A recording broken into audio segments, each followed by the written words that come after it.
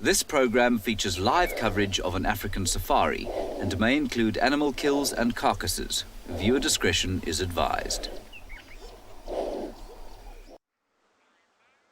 Good afternoon, everyone. We may not have spots for you already, but we do have stripes. Black and white animals known as zebras who do not see in colour and also see their world in black and white.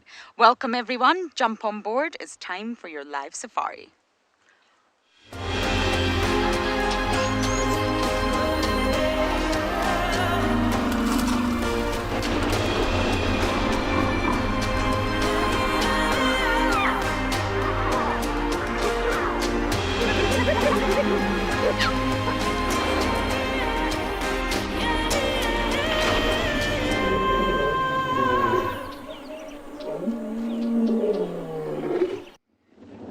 Good afternoon. Welcome to Tswalu Game Reserve. The winds are still absolutely howling here. You may notice when you see my hair flying everywhere. My name is Lauren. I do have Davy on camera. In front of us we have Zebra, Impala, and the water bug has just arrived to join the party. Everyone is staying huddled together. And why are they staying huddled together? Well, they're also not a big fan of the wind. Predators can utilize the wind to sneak up on prey and they will never hear them. And that's exactly why our little party here is gathered on quarantine, the favourite of all places. Now this is your live safari, so you must talk to us. Send in your comments and questions. Hashtag Wild Earth on Twitter, at FC on the YouTube chat stream, or kids, we also want to hear from you too. So email us your questions to kidsquestions@wildearth.tv. Now it's actually a really toasty 30 degrees Celsius and 86 degrees Fahrenheit. It just happens to be very windy. If the wind wasn't here, I think it would be a really, really sticky hot afternoon. I love it when all the animals are congregated on quarantine. And it does mean that there could be predators nearby. Okay, so I'm going to leave quarantine behind, head to the hyena den, but you guys are going to pop to Tswalu Kalahari to say good afternoon.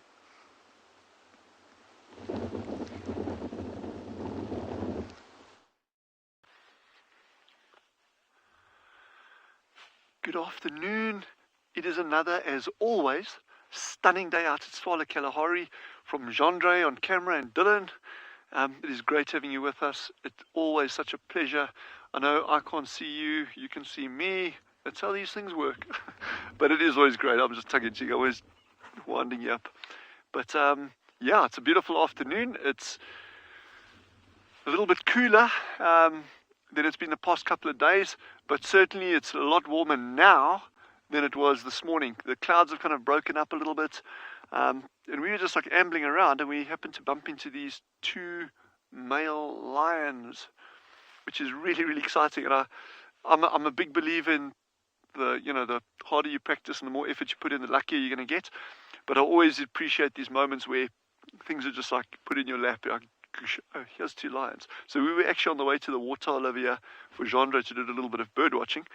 And this is about 150 yards from the water. Here's these two cats. But there is, what I find interesting, and we'll look around for a little bit, is there's a lot of blood on their muzzles. And you can see that, you can actually see that one's been drinking water. You can see his mouth is nice and wet. But there's actually blood around the nose, on the whiskers still.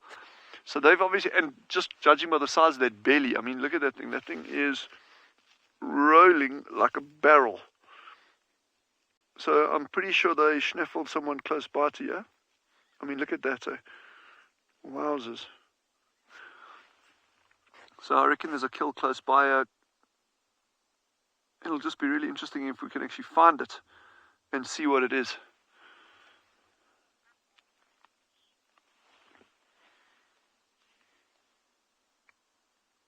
And look at the size. If we can maybe go to this one here on the right, Jandre, if possible. Can you see the size of this one's paws? It's actually really nice because he's lying with his paws where you can actually see them very, very well. Look at that. And then on the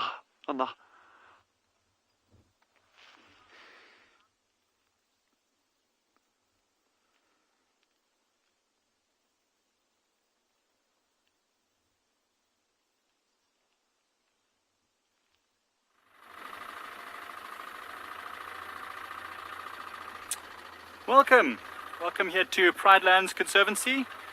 We are just using the wind to see if we can find some tracks. I'm Mike Anderson, and behind the camera as always is Gert. And as I said, it's a very, very windy day, as you can see from all the grass rippling behind me. And what we're doing is we're looking for tracks right now.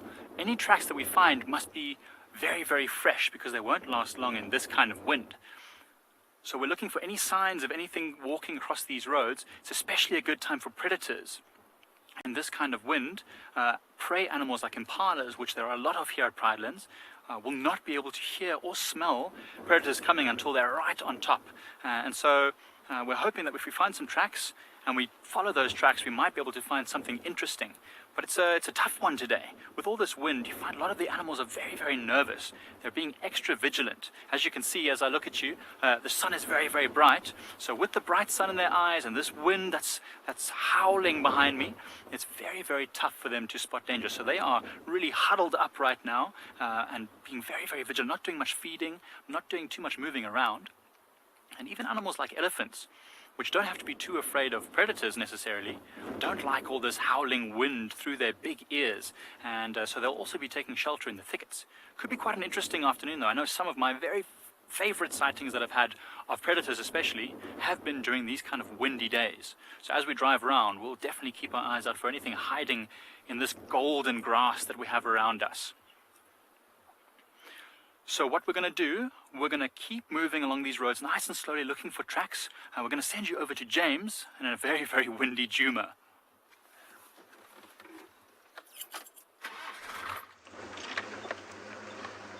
Let us indeed hope for such luck. Good afternoon. Welcome to this end of the Sunset Safari. I am heading down the riverbed here for reasons other than just wanting to compact my spine and that of BK, the cameraman. Hello, BK. There we are. I'm heading down here because it's hot and it's windy, as everyone has now no doubt already mentioned. And if I was an elephant, I would want to get out of the wind and be in the coolth. And so this riverbed, with its thick vegetation and relatively sheltered sides, I reckon would be the best place to be. So that's why we're heading down this way. You can ask us any questions you'd like to using the hashtag WildEarth on Twitter. Ooh, I just missed a woodland kingfisher. There we are. Beautiful. Alternatively, if you're a youngster, you can send us your questions to the email address kidsquestions@wildearth.tv.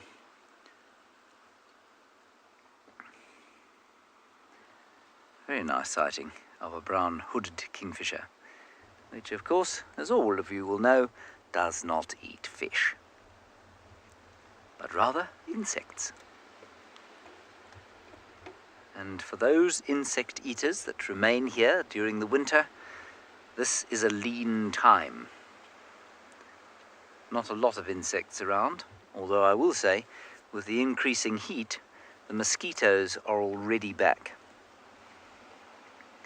Taken up residence in my bathroom. I wish this kingfisher would come and live in there.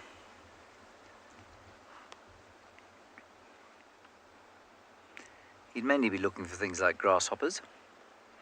Mosquitoes probably not really his fare.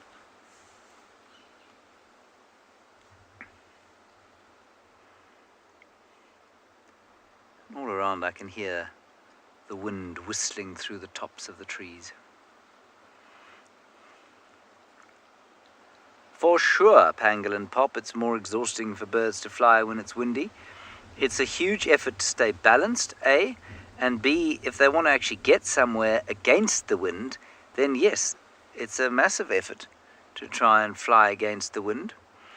The only birds, or the birds that seem to do it best, are pelagic or seabirds, which have very thin wings and very streamlined bodies. And they have developed various techniques for flying into the wind in a pretty efficient manner. A bird like this is not designed like that. It's designed to hunt from a perch like this and move in various directions with flapping flight as opposed to gliding flight. And so If this bird decides to fly in a northwesterly direction, i.e. straight into the wind, it's going to struggle. And in fact, it's very interesting to watch birds do it. I was watching a batelier just before we went live, really struggling to stay kind of upright. You can see them balancing, and then every time it turns into the wind, it kind of half flips over before it rights itself and carries on going. It's just like us, you know. I went for a run today, Lauren went for a run, and we both agreed that it was a lot more effort than it is when there was no wind. Linda, this is a beautiful bird, yes, and it's one of the more colourful ones we get during the winter. Not the most colourful, but it is pretty colourful.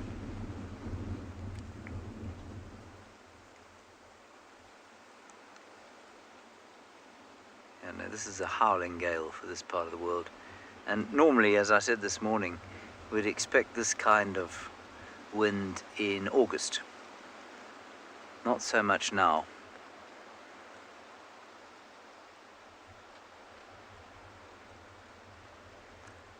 Last year we hardly had a winter in this part of the world, and we haven't really, I mean, we've had a short winter this year. I think it'll probably get cold again. I hope it will.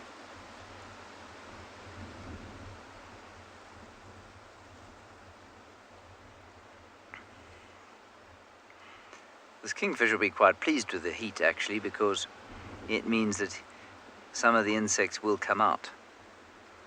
Right, I think I'll just continue down this riverbed and see what I can find.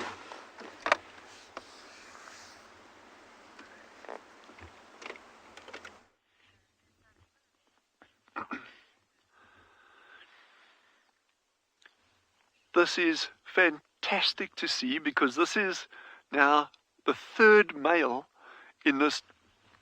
We're probably sitting 200 meters away, or 180 yards away from where the other two males are lying. And remember I said we're going to come, there must be a kill close by here somewhere, so we came down to the waterhole, and I actually said, oh look, there's a dead kudu. Wait, no it's not, it's a lion's rump. So I'm very, very pleased that we got this. There was a jackal lurking around somewhere in the background over here, and of course he's going to be keeping his distance while that male's on there. And it does seem to be a kudu. You can actually see the horns sticking out just to the right of the lion's rump. There you go. So that's definitely a kudu that they caught. But they've certainly made short thrift of this, and there's barely anything left on it. From what we can see from this angle, of course. I mean, it's...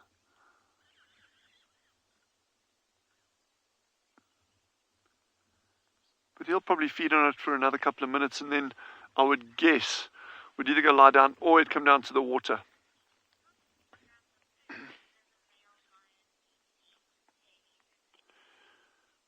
Haley, who is 14, has asked how many kilograms of meat can this lion eat. So you know, there's a difference between at a sitting he can go through 10 kilograms easily, but if you look at it roughly, you know, you 5 to 6% of their body weight, and we spoke about this a little while back on the meerkats, and that's kind of like a maintenance diet, give or take, and you can work that backwards pretty easily, you know. So if he's 200 kilograms, it'll be 10 kilograms, you know, of his body weight would be 5%, and I really hope I'm getting my maths right there, because if I'm not, you're welcome to correct me.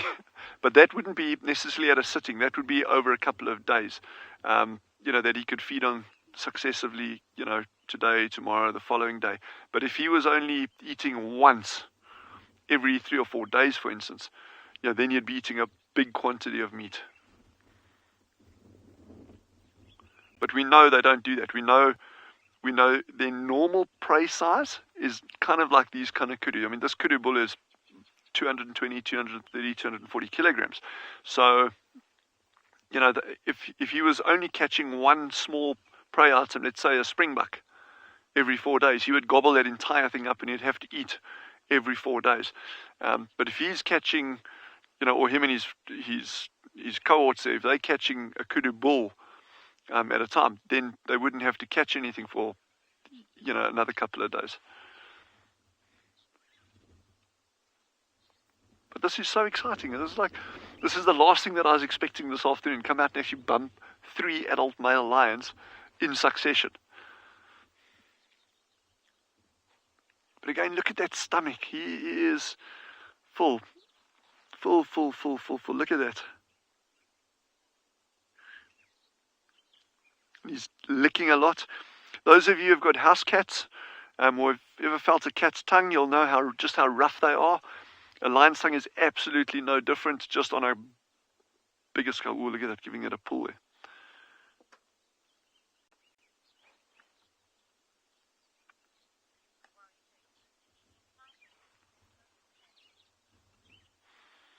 Chandra and I, we're going to just sit with this lion. I just want to see if those other males come back.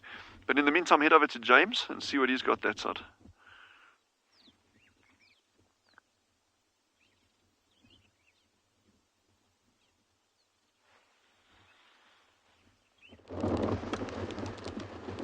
Sorry everyone, I'm not James, sadly. I'm a female version. Not even close. But I do apologize about the wind. My hat has flown off 3 times now and counting. And we have a very nervous, large warthog.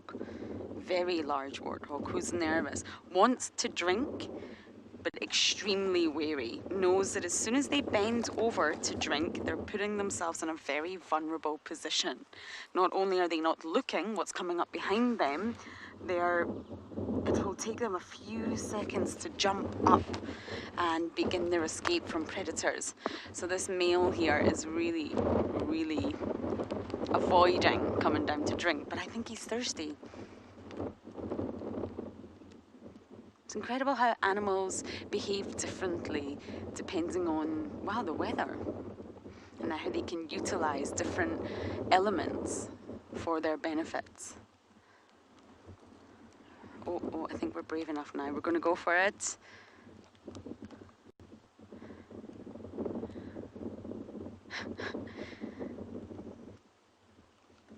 Finally.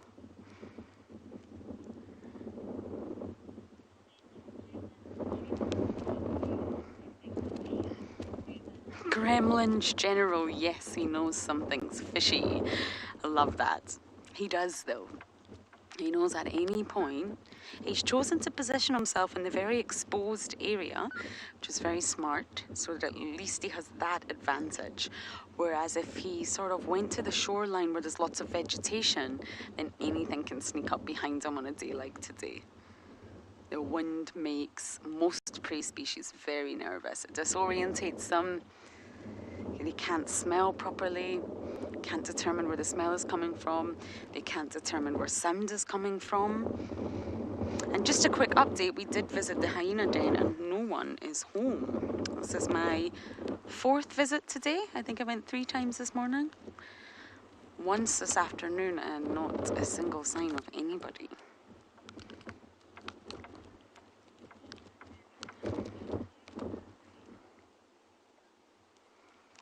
Okay, so I think we're going to move away from this extremely windy spot and see what else we can find.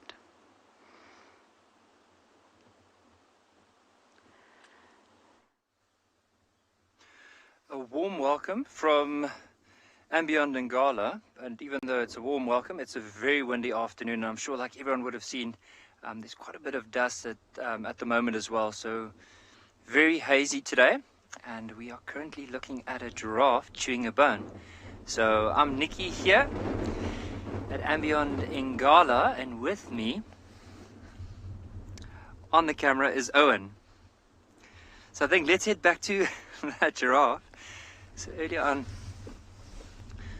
on we drove past and we just saw there was something very unique that this giraffe was doing, and it was chewing, but it wasn't really swallowing anything. And if you look at the way the lips are moving as well as the jaw, it's definitely chewing something hard. And so often in the wintertime, giraffes have a calcium and phosphorus deficiency, and so they'll pick up any bones from an old carcass and then chew that. and then by chewing it, like breaks little bits of the bone off, and they'll be able to swallow it, and helps to replenish some of those phosphorus and calcium. Sorry.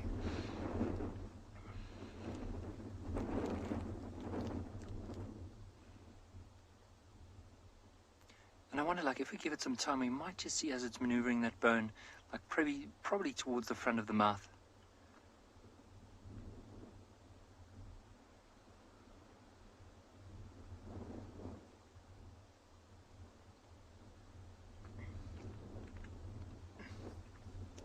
So I do remember, like, the very first set of guests I've ever driven, and while we were out on game drive, they asked me about giraffes, and they said, like, what are some of the things that giraffe eat? And I said to them, I guarantee you the giraffes only eat, they're herbivores, so they only eat plants. And they said, but are you sure? I'm like, yeah, so only plants, and that's the only thing that they eat. And as we came around the corner, there was a giraffe with this massive bone in its mouth, and they looked at me, and I said, no, I need to explain. This is not, they're still herbivores, but they do have that deficiency. But very interesting to watch, though. There's actually 2 giraffes, and it looks like that one is also young male. Do you notice the little bit of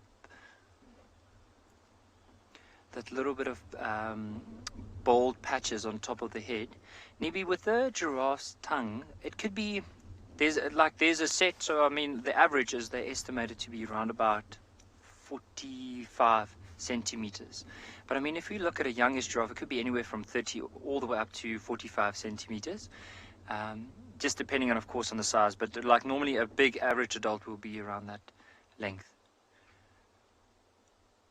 And it's crazy to think, I mean, look at the size of this giraffe's neck, I mean, the length of it, and to still think that it has the same amount of neck vertebrae that we do, 7, but of course they're a lot longer than ours. I think with, if I'm not mistaken, I think with all mammals they only have 7 neck vertebrae. But it's pretty amazing to know that a giraffe will have 7, and just look at the size of the neck.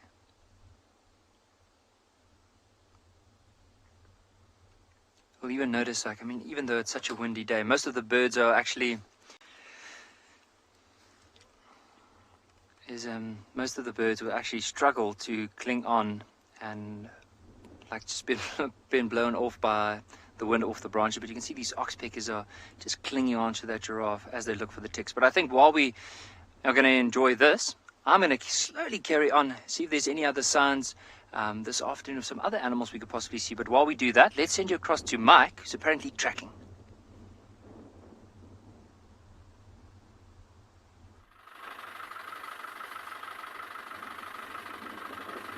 So not yet. We're still looking for some fresh tracks of any animals, but we've come to areas where the sand is softer and finer, so the tracks are easy to identify, because in this wind they'll get degraded very quickly. So what we've done is come to these sandy areas. As you can see, there's dung all over here, but none of it is very fresh that we've seen a few buffalo tracks around, and we've had some reports of potentially tracks of African wild dogs in the area. I know that there were some here a few days ago, but they headed north away from this area. So we're just trying to ascertain if they came in all the way south here to where we are now. So these sandy roads will offer us the best opportunities to find out if they've come here. And of course, around these sandy, open, grassy areas, we often have herds of impala hiding amongst all the sickle bush that you see around here. So we're hoping that we might just get lucky and find a herd of impala that might be being hunted or stalked by a predator of some sort.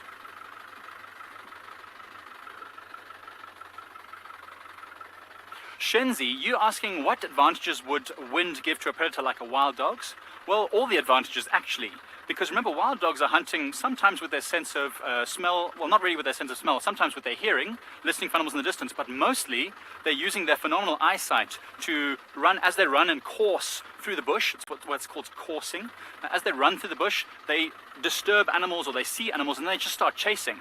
Now, normally, from a distance, the impala could smell, I'm using impala as an example, they could smell or see the wild dogs coming. But with this kind of wind, they won't know the wild dogs are there until they're right on top.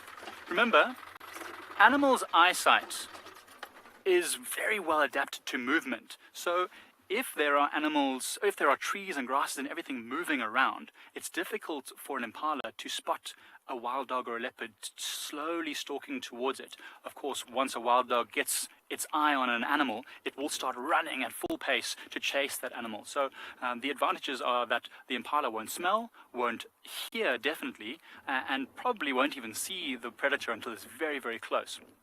So it offers a lot of advantages, and that's why I've said some of my best ever predator sightings have been in these kind of windy conditions, where they, even in the middle of the day, when they would normally be resting, they find that they can actually hunt quite successfully. So that's what we're hoping for. That's as we drive around, we're just looking for tracks and signs, and every now and again we stop like we have now and just listen, because it won't stop an animal for alarm calling if they do see a predator.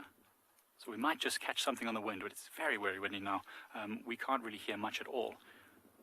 But as we drive, we're going to keep looking, and I'm just hoping that we find some tracks, you know. That's always one of my favorite parts of finding an animal, is when you use all those sounds and sights and you build an idea of where an animal might be, and then eventually you find it. And that's the most rewarding experience, once you do actually find the animal. It's better than just bumping into it, you know, by luck. If you actually use some sort of prior knowledge and skills, you know, it always makes you realize that, hey, actually I know what I'm doing. I can find an animal, even though I didn't know there was one there. I mean, definitely when we have our senses tuned in, we're also quite perceptive. But when we have all this kind of wind around us, I mean, almost impossible for us to hear anything. And we're, you know, imagine an impala who relies completely on its hearing. You know, when it's busy feeding, it's got its head down, it's not looking, it's listening. So on a day like today, the impalas are literally not feeding at all. They are huddling together in the hopes that they can just survive.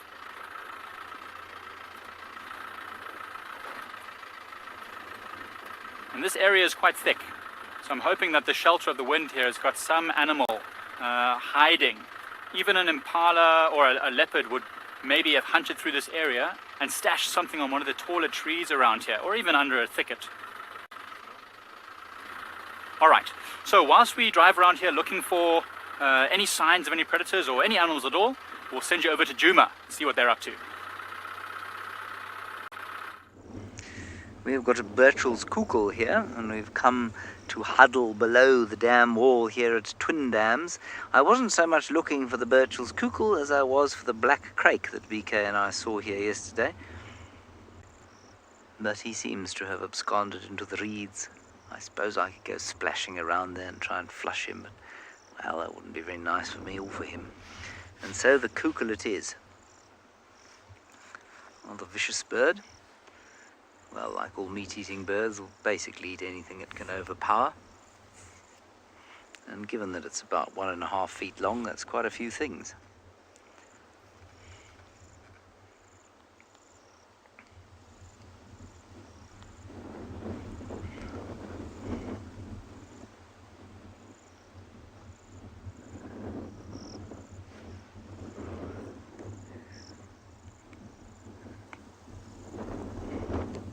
Now, the water for a bird like this is a good place to be, because things like reptiles will come down and have to drink, and they'll hang around the water. And so, you know, chances are he'll be able to find some insects and lizards and that sort of stuff around the water. Jacqueline, the difference between a bill and a beak? Nothing. As far as I'm aware, they're entirely the same thing. Just synonyms for one another. There might be some obscure difference, but as far as I'm aware, you can use either word, bill or beak, for the same thing.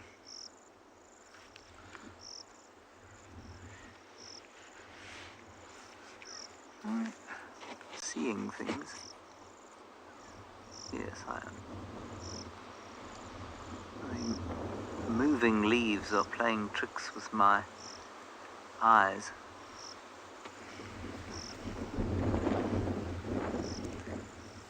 By moving, I mean swaying viciously.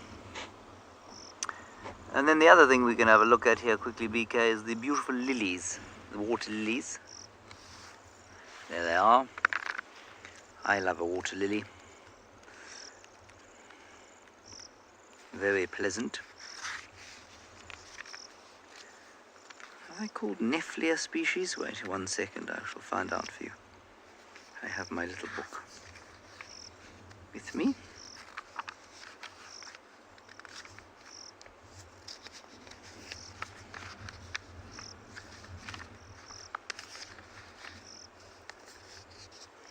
Nymphia, sorry.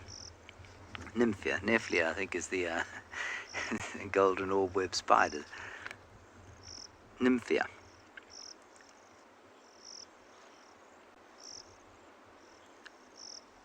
Supposed to only flower in summer. But this one is flowering in the winter. So thank you to the water lily. Which apparently smells delicious, but I'm not going to go and smell it. Let's go back to the Kalahari, where I don't think it's snowing anymore, but they've certainly got some action going on.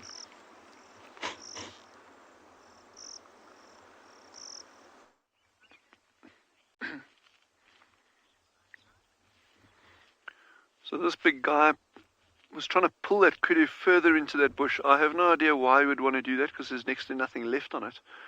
But he really put a big effort into trying to do it. He didn't get very far, just because I think the thing is so entangled in the branches of that shepherd's tree that are lying down over there. And just going on the size of the other two males, the size of their stomachs and how full they are, I think this male actually probably got slightly less to eat than they did. So perhaps he arrived at the party, the dinner party, a little bit after the others did, or who knows.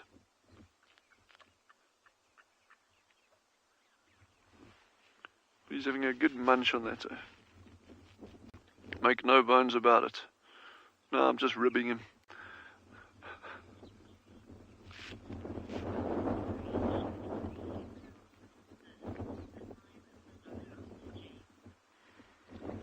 James, that's a really, really good question.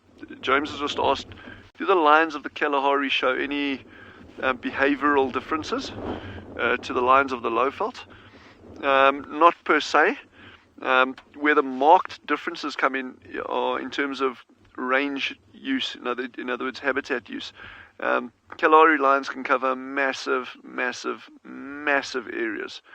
And in some areas like central Kalahari and Botswana, there can be a lot of lion movement, following game, herds of game. I guess in some ways similar to Serengeti scenario.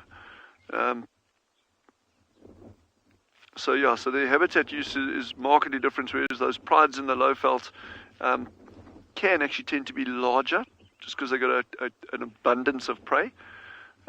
Whereas out here, prey can be abundant, but often smaller kinds of prey. I mean, up in the Kalahari Transfrontier Park, you'll get them catching springbuck, as an example. That's a small meal. We have it here occasionally as well, but not as frequently. So things like on Tswalu, certainly, eland, gemsbuck are probably the two staple foods for lions. And that's you're not going to find down in the Lowveld either. To put it in perspective, I'd have to check up exactly on the central Kalahari lion, the size of the things that they use there. But I'm just going to turn now. I am watching the lion. Don't worry, I've got it on our screen over here, just in case you're worried about it. It's just so he doesn't sneak up on us. But in terms of the central Kalahari, I'd have to check exactly what those territory sizes are for the lions. But as an example, if you compare it to leopards, you get leopard territory sizes in the Lowveld that are really, really, really small. You can get 700 hectares for some females along the Sand River and that. Your males, bigger, certainly, but leopards in the central Kalahari can cover areas of up to 2,000 square kilometers for a single male. Vastly different habitat quality that you're dealing with there. One's a high game density area, others are extremely low game density area, no permanent water points. And as a consequence, they need to cover bigger areas in order to survive. And the female territories are also much larger. And lions would be much the same if you had to do a comparison between that Lowveld area where our colleagues are working, Tswalu and central Kalahari as well.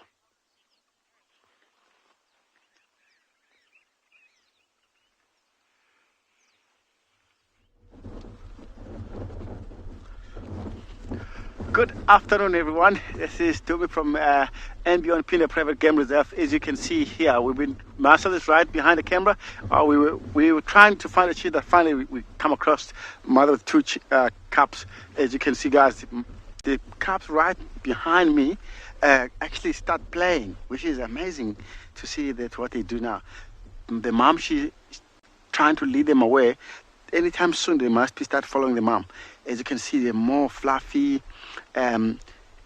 mane on the back, and the way they're playing is just the way they are learning how to chase the prey.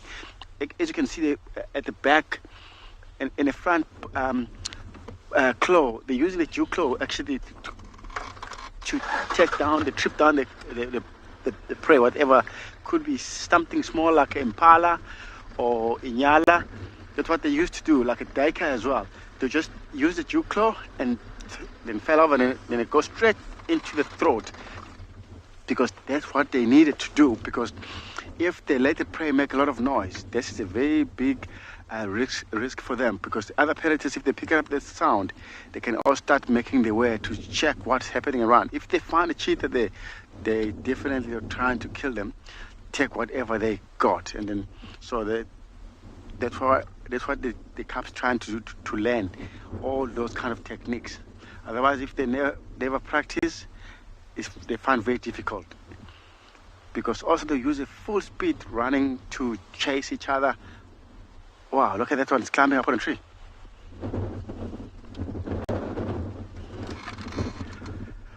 Crafty, they get to use the vehicle a lot. Yeah, that's lovely, Crafty. Wow. It's quite a windy, guys. I will try to stick with these animals and see how they go, because the mom, she looks like she's just start hunting now, as you can see. But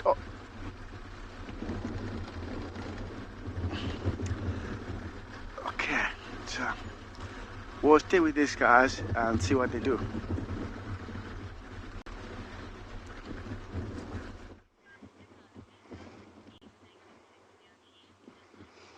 We have a gallon of waterbuck.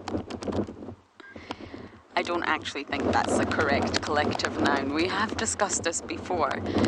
I can never find...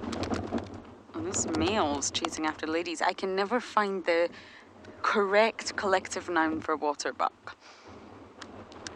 We've had some great suggestions in the past, but I don't actually know the official collective noun. Goodness. But if you know, please share, or you can share some of your ideas. I've heard some fantastic ones. I'd love to hear some more. But we see 2 males and lots of females and youngsters. Everybody's out in the open at Chitwa Dam. It's very exposed. It's windy here, but at least you can see if anything's coming. That's why everyone's huddled together, I think. Now, waterbucks are said to be able to swim, but they really can't. They simply don't swim. You will see them around water. Water is very important to their lifestyle, especially the males. You'll see them drinking water, of course, but you'll never see... What is this male up to? He keeps chasing all the females. I don't think the ladies like that, sir. But yes, they simply don't swim. Dizzy, I love it. A bucket. I think a bucket's probably better than a gallon, actually. A bucket of waterbuck.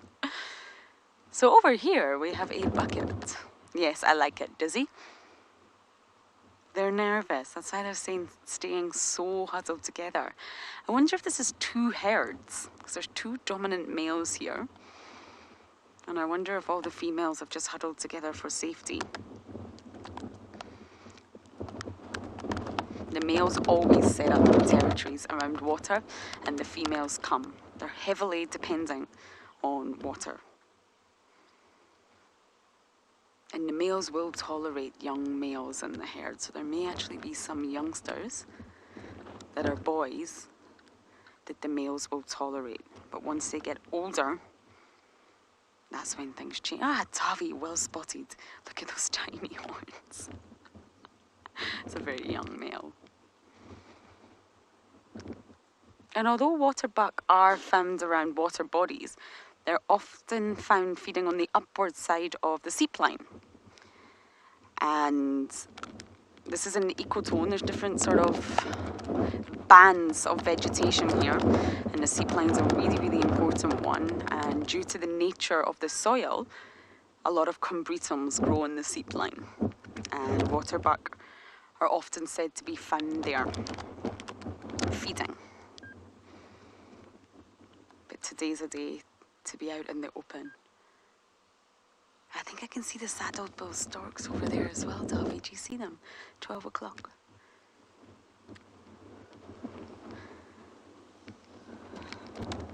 Yes. Also, don't look like they're loving the wind. I don't think anybody's enjoying this wind. Male and female. They disappeared for quite some time, and they seem to just have arrived back to Chitwa.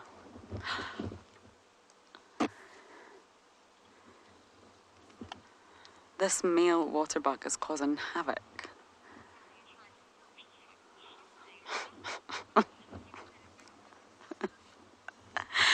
Okay, while I try to, well, shelter from the wind and bumble around Chitwa, we're going to send you guys back across to Dillon.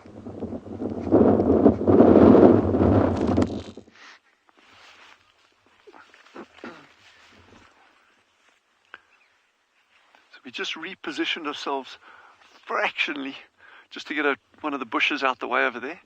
But he's really tucked himself nicely inside there. Some of our colleagues were chatting about territories, and we were talking about lion territories and that as well. Generally, encounters between different prides are aggressive but not fatal, but occasionally they can be. And we've actually seen it twice in the past couple of years, with different lion prides encountering each other on one of their key spots, and it's like those boundary overlaps at a waterhole. We've had that on 2 occasions when they've actually killed lionesses from opposing prides. So pride defense, territory defense can be incredibly aggressive sometimes. And they'll chase intruding males, and even intruding females sometimes, chase them for kilometers and kilometers to get them out of their area.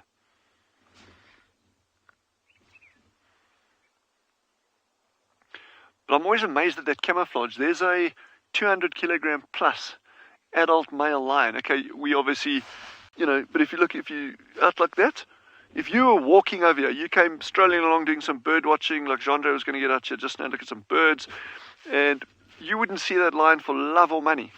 Maybe you hear the odd bone crunching, but that's it. If your hearing's as good as mine, you wouldn't even hear that. But lo and behold, if you went down to the woods today, you're in for a big surprise, and there it is.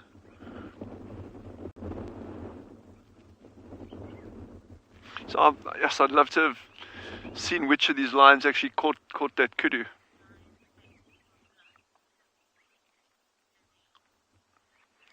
Dizzy says something about that lion's face full of blood is very menacing.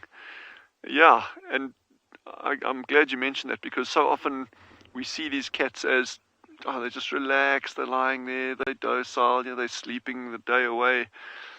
And yet, they've got that hardcore side to them. But that's a predator. It doesn't matter what it is. It could be a mongoose, it could be a meerkat catching a scorpion. They need to be focused, they need to be able to take down dangerous prey, and you don't get that by having soft edges.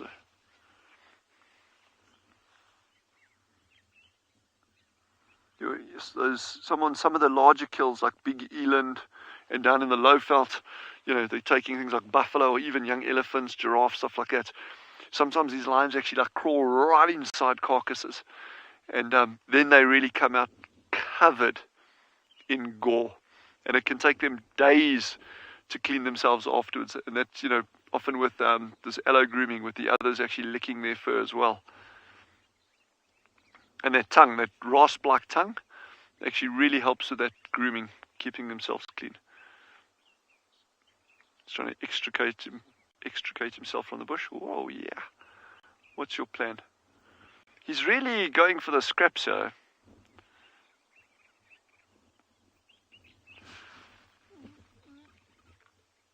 Let's just see. He might lose interest.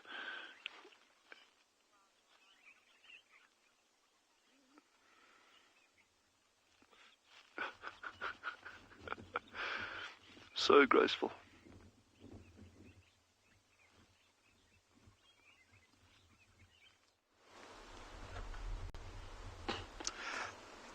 Welcome back, everyone. As you can see, we're still with this cheetah, but the mom, she's just disappearing here. I think she's just for hunting somewhere around this thicket. We're just sitting waiting with the cubs for the mom's signal. If she calls them, or if she calls something, she'll make sure she's calling them. As you can see, they all look a little bit confused. Where the mom? But she will be somewhere around in the bush in the thicket where we were trying to drive through, but we couldn't. But as you can see, it's amazing to see our cheetah here at Pinda, and the way they're hunting in a thicket place like this, it's unbelievable. If you look at it, if you're thinking of cheetah, you're only thinking that they might be hunting in an open area, and it's amazing to see. When we started with the cheetah here at Pinda, everyone thought the cheetah are not going to make it here because it's quite dense and it's quite rocky mountains as well. So we'll be surprised to see the cheetah is the best place to be viewing here in Pinda because they are adapted to land, to hunt into this kind of environment. So, oh, the mom has just come back now. Wow, looks like she didn't catch anything.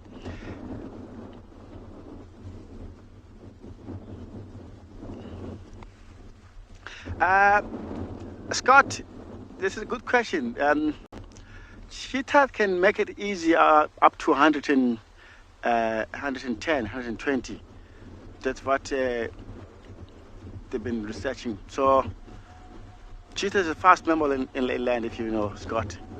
So, this is as you can see, they're both like kind of greyhound. Beautiful animals.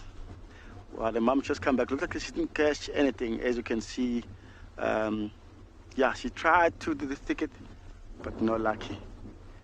She'll keep on trying until she gets something. She's a very good mother. As you can see, the cubs are a little bit, they're not very thin. As you know, yesterday the female cheetah, she had impala. It was just very young impala. And then they fed a little bit of that, and then they left. Looks like she's quite keen again. If you look at her, comparing to the two cubs, she's very skinny comparing to them. She let them eat more than her, so she can be able to continue hunting. This is what the mom does. She's still looking into this bush. It's quite a lot of windy today, but we hope she would do it well. She might let them have some dinner tonight. But even if she didn't catch anything, the cubs are not bad hungry.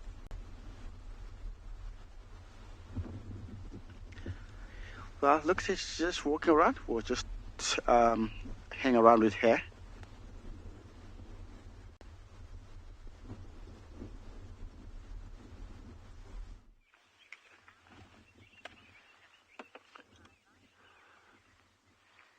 So he just moved off, relieved himself in a big way, and then just went and flopped down close to this killer goat. And Jandra, I think you can actually get a nice view of where. There we go. Look at that nice, warm, steaming.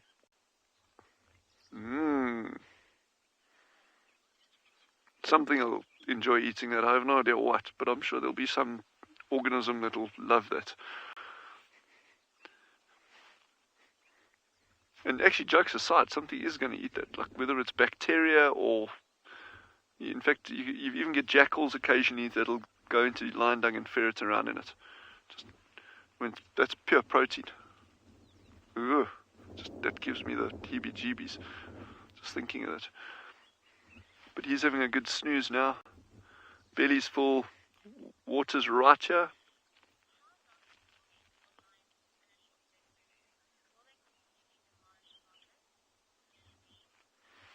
media has asked how long will it take for lions to finish their food.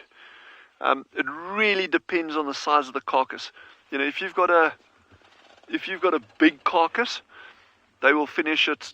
That could take days. I mean, if let's say these 3 males, let's say they caught an eland bull, that's 700 plus kilograms.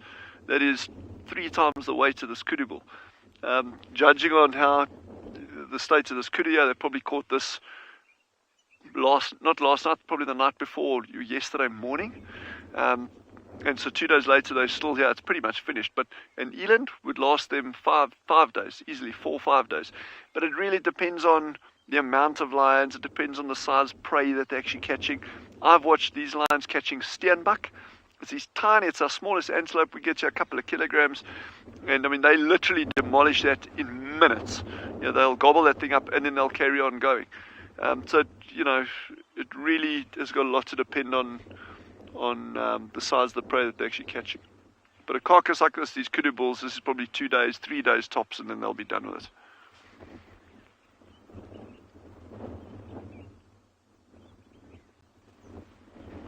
But cats do look peaceful when they sleep, and those of you who have cats at home, you'll just know a cat can make itself comfortable anywhere, and lions are no exception. Leopards, African wildcats, caracal, they all have this ability to make themselves comfortable regardless of the terrain. I'm curious as to see where this pride is. We're actually right in the territory of what we call the Southern Pride. And yeah, so I haven't seen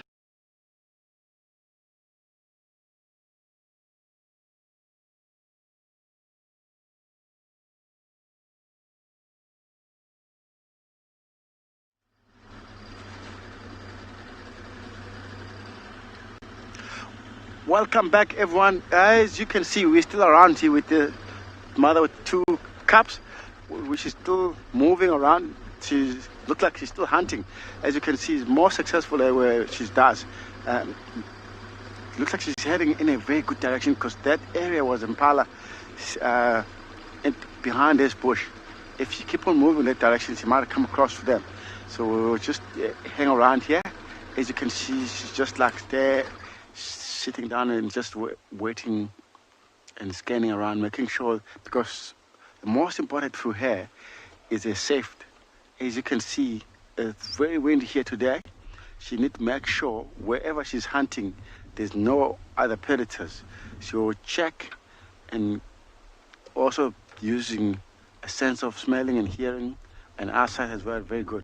So that's why she's like just pausing for now, making sure she's not just moving in before checking.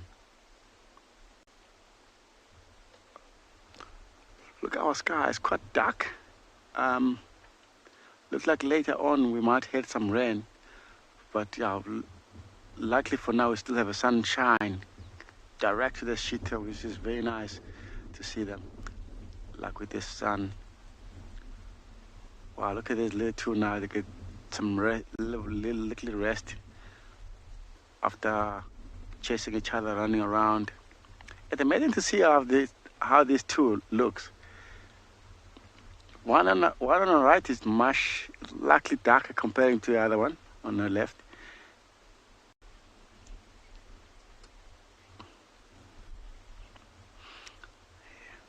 Yeah, look at that, sitting nice like that. Well, guys, we'll just sit here and see what this cheetah does.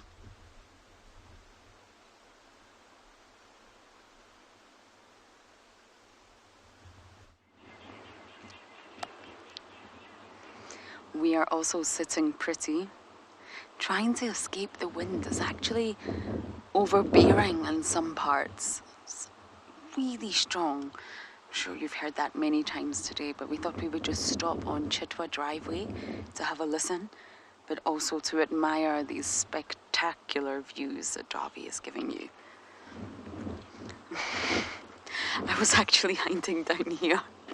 This was my original position just there so that you don't get the wind. It's probably not the best.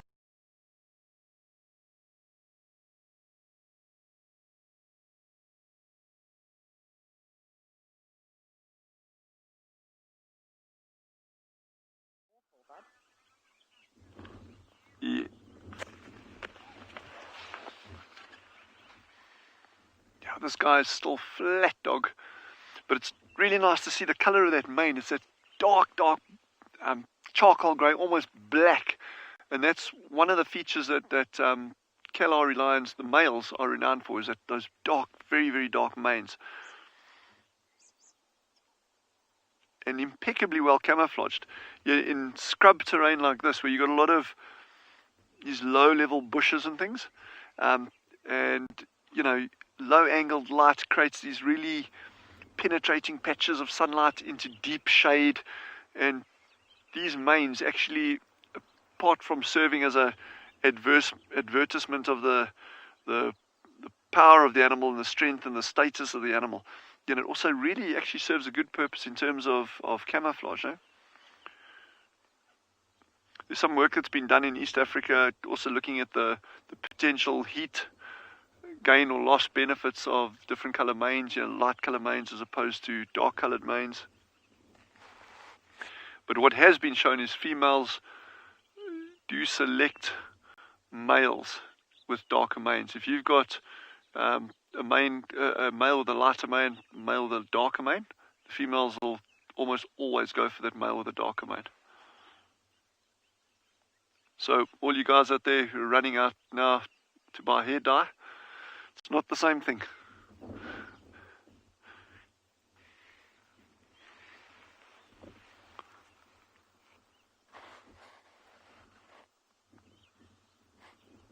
Sure, he's got a lot of nicks and dings and scratches on him. I mean, even on his flank there.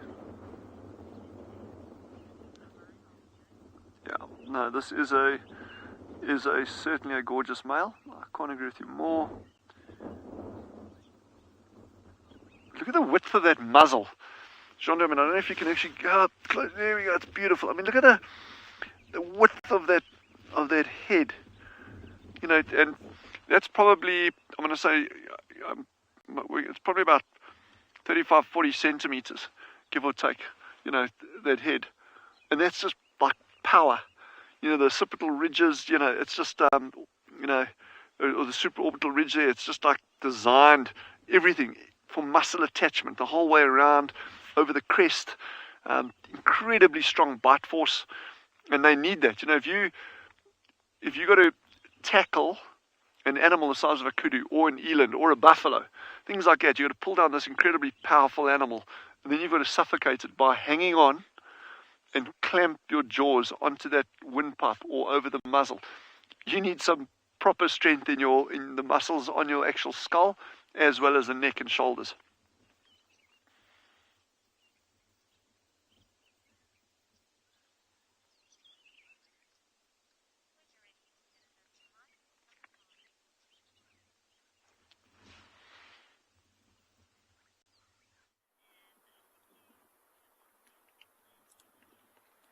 So we found some impala, and as we said, they were very, very nervous because of this wind and hiding amongst the thickets. It's actually quite an open area, but what's really interesting about this group is we found a female in this group who has horns. That is very unusual. Do you all see that one? That's not a male impala, that's a female. And she's got little horns, which is incredibly rare. This is the first impala female I've ever seen, a ewe, that I've ever seen with horns. That's crazy. I don't know if any of you have ever seen a female impala or any female antelope that's not supposed to have horns, which has horns. It's very unusual. And in this group here, you can see their ears are moving back and forth, and they're looking and listening around, not spending too much time feeding. But this is a fairly big group, so they're able to do a little bit of feeding. They're very nervous. There's a bunch of males around here as well, and they're not so comfortable with each other nonetheless. And then also with this wind, they're nervous about wild animals, wild predators, like leopards and lions coming through here on this wind. So what I'm going to do is I'm going to move us forward just ever so slightly to see if we can get a slightly better view of them, and then we'll just see if we can keep following this female. As I said, it's the first time I've seen a female impala with horns, and it's quite unusual. I'd love to keep following her and see what she does. We haven't seen much else this afternoon. I know there's heard some elephants in the distance around here, and I know there were buffaloes here earlier, So if we move around this area, we might be lucky enough to see more of them.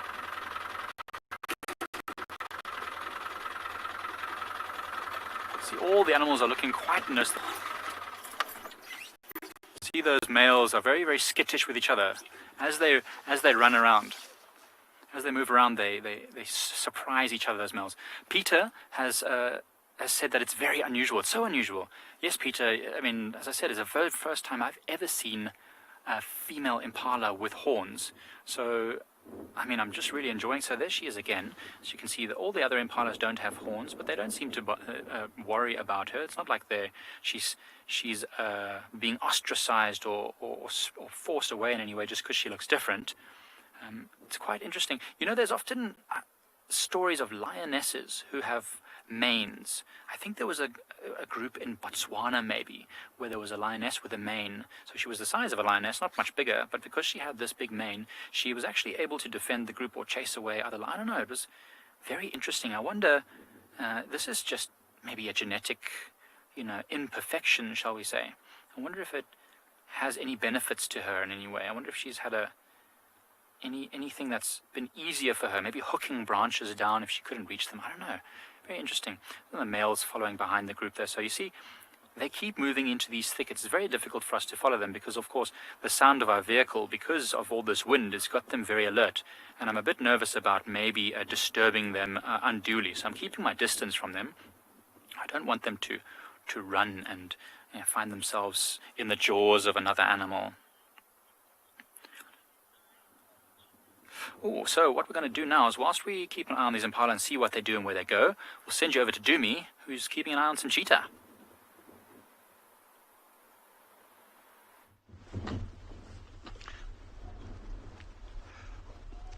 Welcome back, everyone, again. As you can see, we're still around here with our female cheetah with the 2 cubs, which is beautiful afternoon. And also we start getting some few drops of rain, which is amazing for them. So let's see what they're gonna do, because it looks like she starts getting up and scanning around. Maybe she picked up a scent of something, because there was some impala earlier on here behind these big bushes around. Let's hope she might start getting mobile towards that direction, because she's aiming very good windy direction where she is. That where she is, she might get nicely hunting into the direction. So the wind is very strong. Like I said earlier on, she needs to be very careful wherever she goes, because she always worrying about the other predators. Like this morning, there was some 2 different set of lions in this area.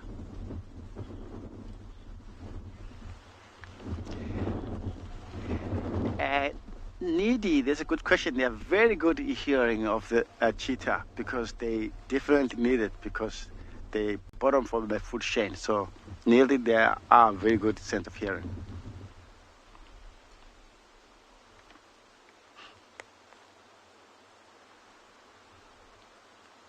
Well, off she goes. I don't know what she has. Must be a scent of something.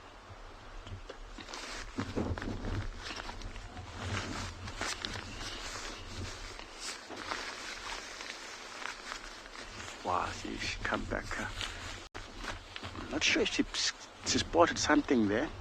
Oh, now she's just sat down. Keep on listening and looking.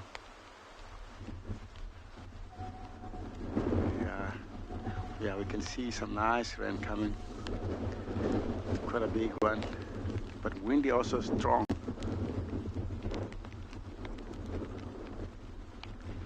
Looks like she's not sure what to do now, because also that windy when it's strong like that, she's not very comfortable. So much trees moving around, and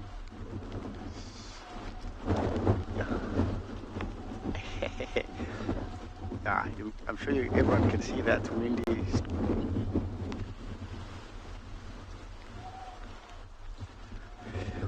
Yeah, look at the beautiful face looking direct to us. We'll just sit here, wait, and see what she's gonna do.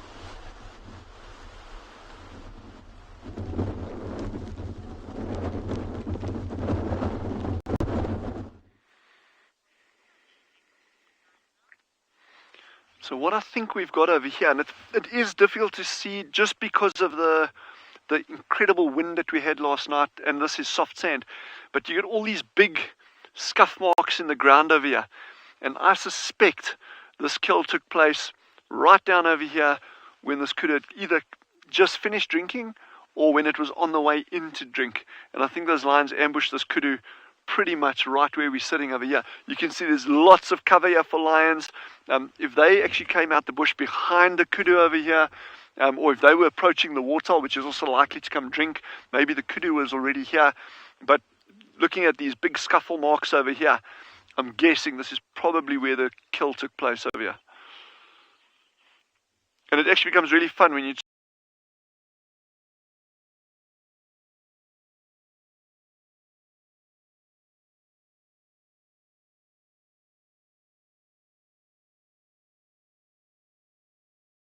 looking at these big marks over here, and I'm just thinking I would reckon that's probably what happened over here. I'm kind of keeping a half eye out behind us over here in case the other two males come down and drink. Didn't look like they were going anywhere in a rush though.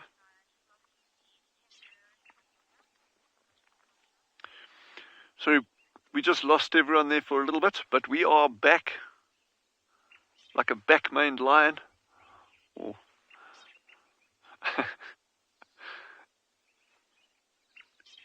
Chandra and I were just chatting about, it's quite interesting to see. I mean, he's lying in dappled shade there.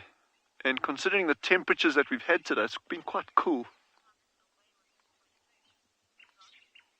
Spotters asked, will a lion carry the carcass away from it when it moves? It won't do that, especially not now. I mean, there's essentially nothing left that they're going to benefit from on that carcass. They've pretty much cleaned it up. So they would just be literally carrying a bag of bones around with them. So they won't do that. What I have seen, I mentioned earlier, I've actually seen them catching steenbok here, these very small antelope. And they, especially if there's pressure, in fact, in one particular case that I recall, a lioness had caught the steenbok. A male ran in, grabbed it from her, and then he actually trotted off for about 300-400 meters with these lionesses after him. Eventually they just lost interest, and he ate the entire steenbok. So there's some of the smaller kills that actually pick up and they'll carry a little distance, but it's kind of atypical of them. A species that is well known for doing that, a couple of different ones, are leopards and what do you call those other big stripy cats, like Hobbs, Kelvin and Hobbs, tigers. They actually tigers are known for taking kills over 2 kilometers distance from where they actually caught the thing. And but lions don't normally do that. They won't normally do that.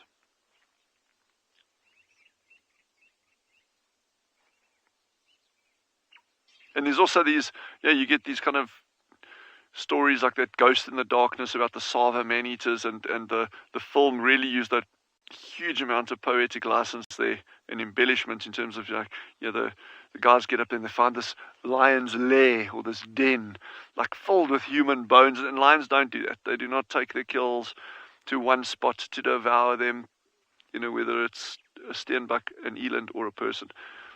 They gobble them up pretty much close to where they ate them. There are instances of them moving them, but they won't take numerous kills back to one location. That, I guess, makes for a good story.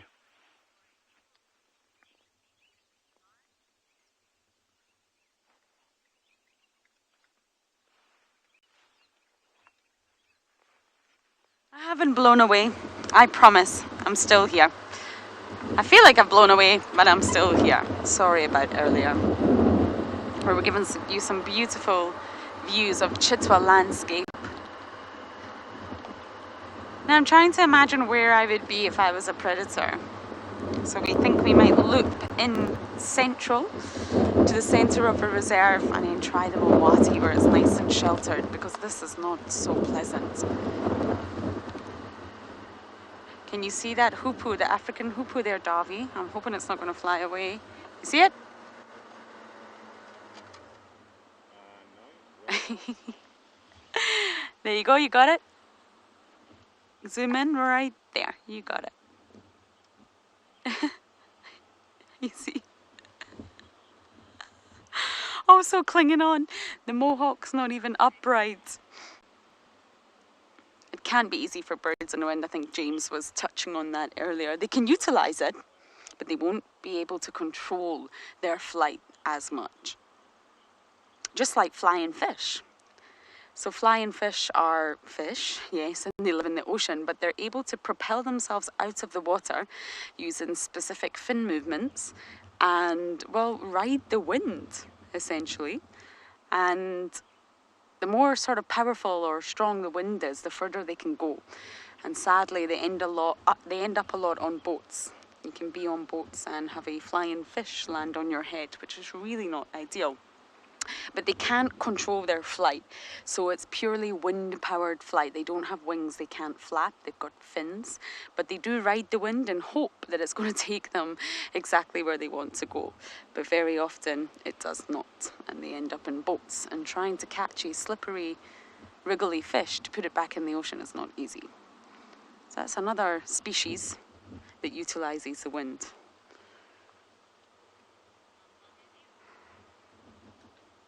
It's gorgeous. It looks slightly different because all the feathers on the head are bunched back. Any sighting, space for one. Sorry about that. Okay, we're going to see what else we can find in the eastern section of the reserve. But you guys are going to go across to James with another bird.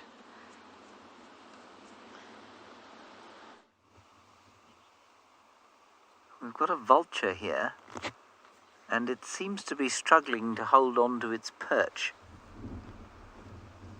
Every so often it opens its wings and looks like you and I might if we were trying to balance up there. But what's interesting if you look carefully is that its crop looks full.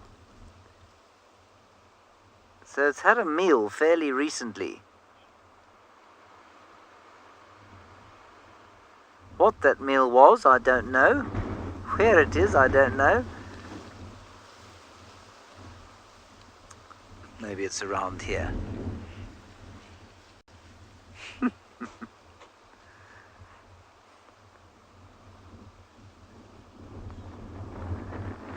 Shame. Vulture, why don't you go and find a nice thickly leafed tree? Crawl in underneath the foliage and there you'll be sheltered.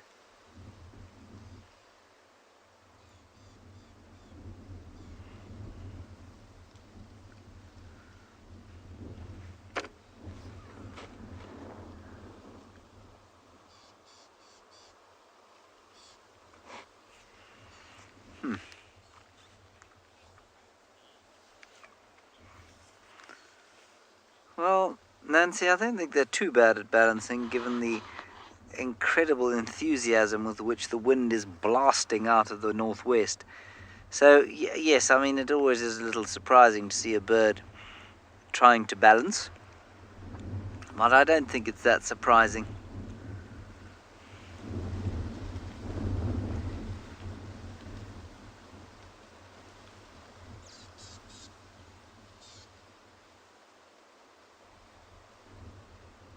Given how powerful the wind is.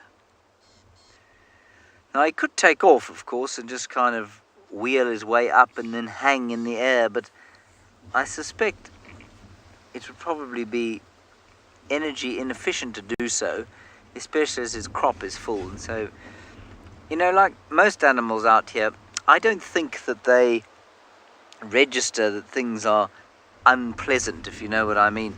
I think we register things as being unpleasant much more readily because we have a way of escaping them.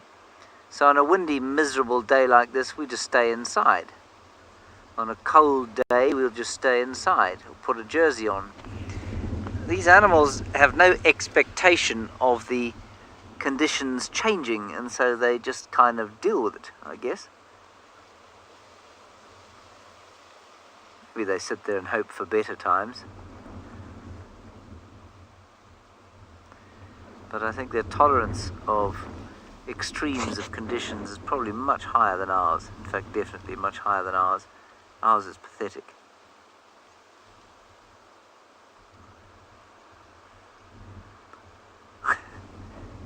He seems to be almost thinking about flying.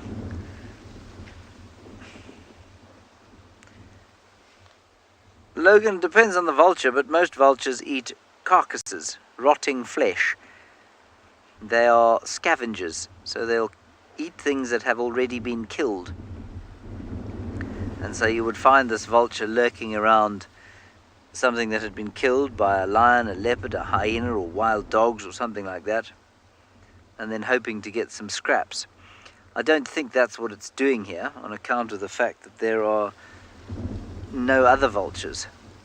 So you'd expect to find a whole herd of them, not a herd, whole flock of them around if there was an actual carcass on the ground below.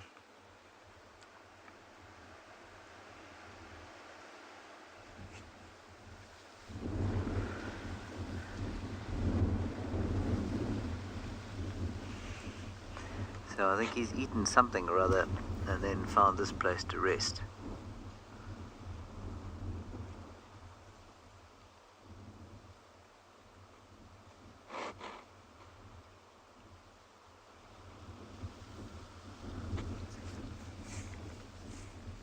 Right, Mike's managed to find some buffalo. Let's go and find out what they're doing.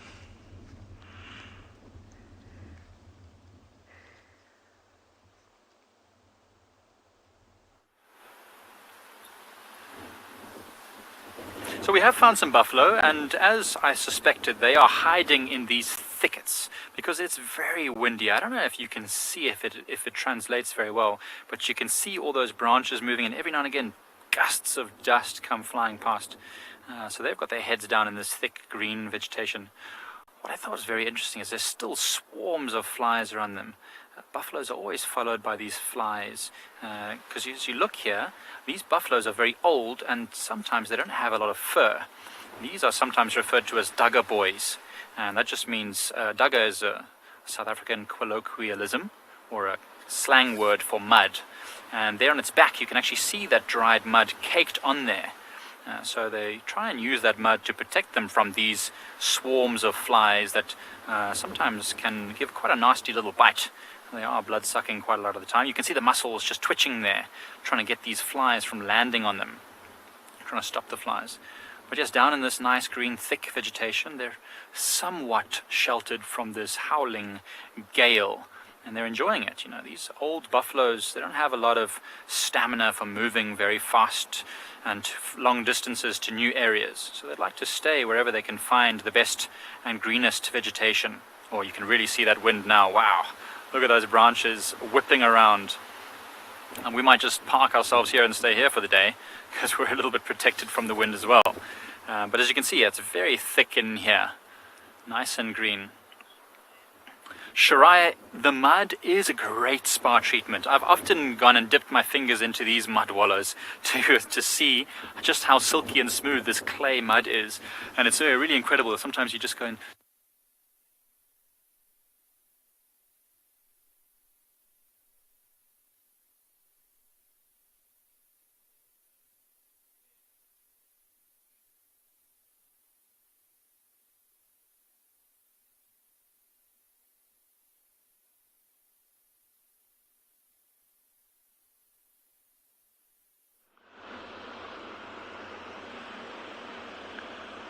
Sorry about we just lost a link at one of the other guys there, but we are here back at Tswalu Kalahari. We just left that lion down at the waterhole over there. He had eaten himself into a complete torpor. So we're just ambling through these higher areas where the grassland is here, taking an absolute flying chance. Maybe we'll be able to find something like a aardvark or a pangolin. This is a good time for them now. You know, it's a bit cooler, and in these grassed areas you get a lot of termite activity. Remember, we were chatting the other day about how important the termites are for them, and so this is actually a really good area for them. And there's a dam up ahead as well that I want to make a turn at. Maybe we're lucky to find something there.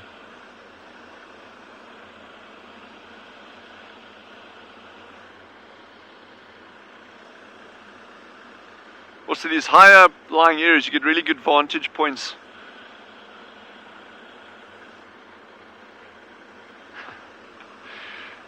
Daniela has asked, how long will those lions sleep for now that they're full?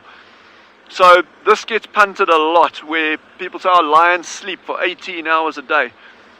I've yet in 20 plus years in the outdoors, sorry, in 20 plus years working in the industry, I've still got to see a lion. I've got to watch a lion with his eyes closed solidly for 18 hours. That doesn't happen. They'll rest for 18 hours. So they'll be sleeping awake, rolling over, shifting around. But it's not fast asleep for 18 hours. But yeah, they can be recumbent like that, lying down, resting / sleeping for 18 hours at a time. So yeah, those cats aren't going anywhere in a rush, that's for sure.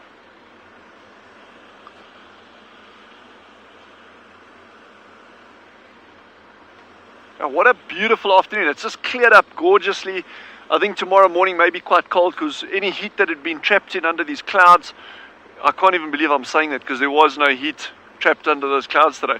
But what little heat there may have been, I think now that it's really opened up now, I think that heat any heat left is going to dissipate during the course of the evening. And I think tomorrow morning is going to be pretty chilly. But it's okay if there's no wind, then it's tolerable. Your ambient temperature is okay. It's just when you get that wind chill creeping in, that's when it becomes, when the temperatures really start dropping below zero. And of course, those little meerkats that we've been following so assiduously the past couple of weeks, they're not going to like this cold weather either. So, and I'm actually very worried about them in terms of having those pups. I mentioned it before, the really optimal time for them to have them is in the summer months when there's just a super abundance of food, and of course it's warm. So there's less of a challenge in terms of thermoregulation. But now, with this cold snap, less food resources,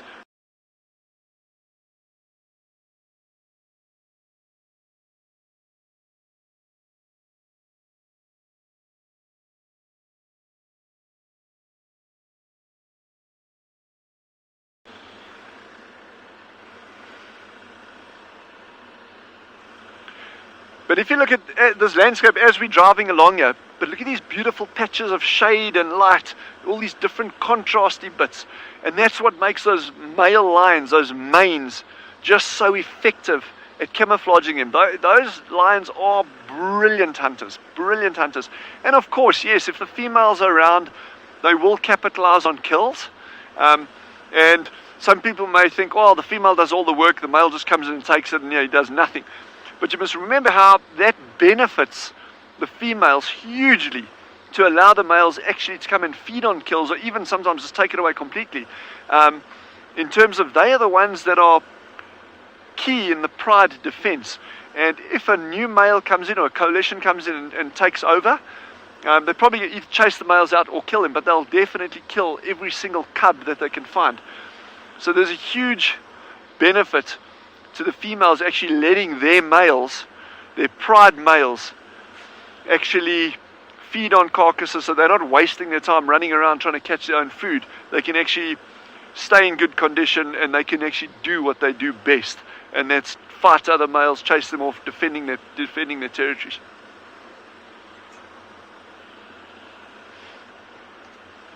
Oh, what a gorgeous afternoon, shish. There's a little porcupine burrow just up the road over here. Occasionally you can sneak up on this porcupine and you see him nicely in daylight. Unfortunately, the wind is completely not in our favor, so we are going with the wind, so we are moving in the same direction as it, and it's actually blowing in the direction of the burrow. So I think it would be a bit of a wing and a prayer were we to actually see that porcupine out now. I'm going to amble on down to the waterhole and see what awaits us on that side.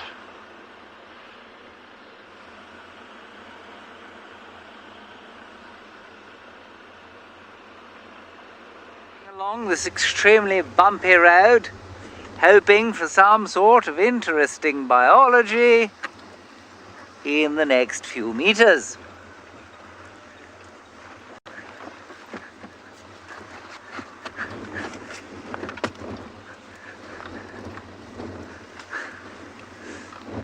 Road is on a seep line, which means that It's very bumpy. I will find some interesting biology. Just give me a second. Give me a second.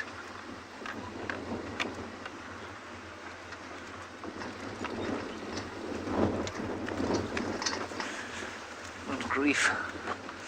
If I don't die first.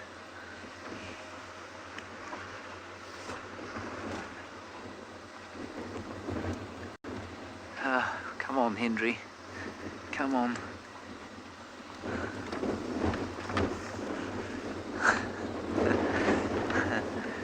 It's coming, I can tell. Something coming up. Ah! Look, there's a firefinch. Quickly, BK. Just keep it in there. Look in there. We definitely got some firefinches. What was Rosalind's comment there, Emma?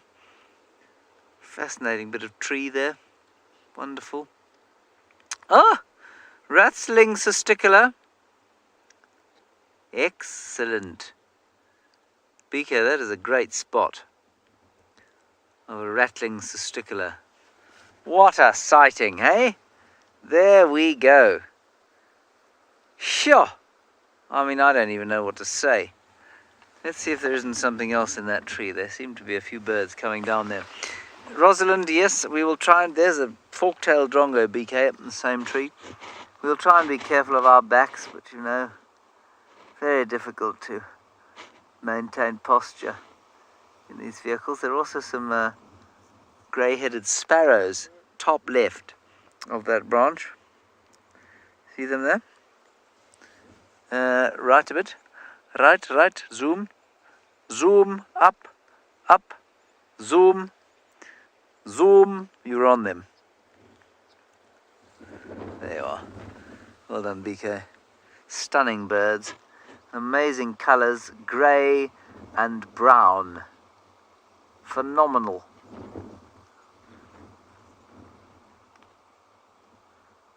Oh, and a yellow-throated petronia's just landed on top. That's the one on the far right. You won't be able to see that because it's silhouetted, but that's what it is. A yellow-throated petronia. Could it get any more exciting? I mean, unless something like a... Oh, I don't know, something like a sabota lark was to land. It's difficult to imagine a sighting with more variations of brown and grey.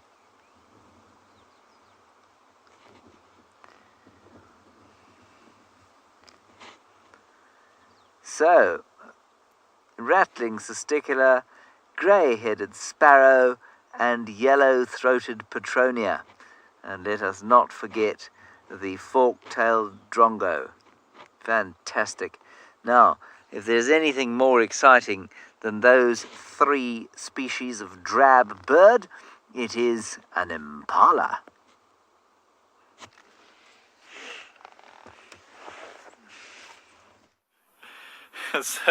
So I hope these impalas are exciting for you. They're exciting for me.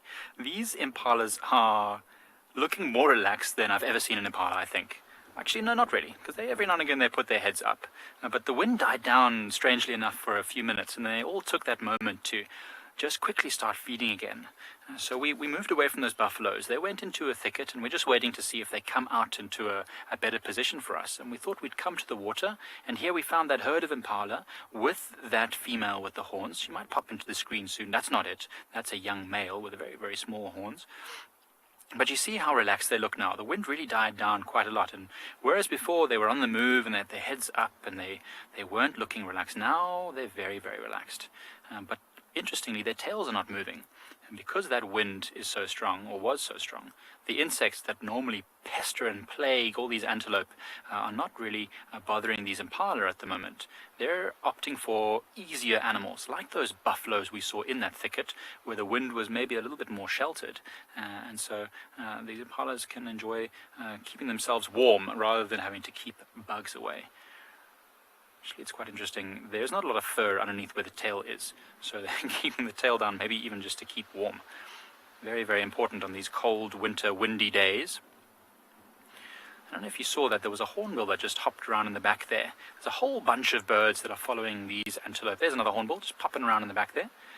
A lot of birds following these antelope. As they walk and feed through this grass, they disturb small insects, and the hornbills can snap them up. Or anything can snap them up, anyway. So there's obviously still something bothering them. They're still grooming there. You see that impala's just grooming itself. Very, very important. Personal hygiene doesn't stop just because it's windy. It's interesting. They actually have a special tooth in the mouth. And as far as I'm aware, I mean, I've never seen it personally, but I know that's written in the books. It's got a special tooth which is almost comb-like, and it rubs it through its fur and is able to scrape off any parasites and dead skin really, really neatly and evenly. Like anything, you've got to keep yourself in top condition if you need to avoid being eaten by something. Still, every now and again, you see popping their heads up, using those ears. See how the ear is right forward like that. The wind is at the back of these impala. And so they can smell anything maybe behind them. So they need to look forward where they couldn't smell and listen forward to try and make sure that they don't get ambushed by something coming from downwind. So, there's more exciting bird activity with James. We'll send you over there.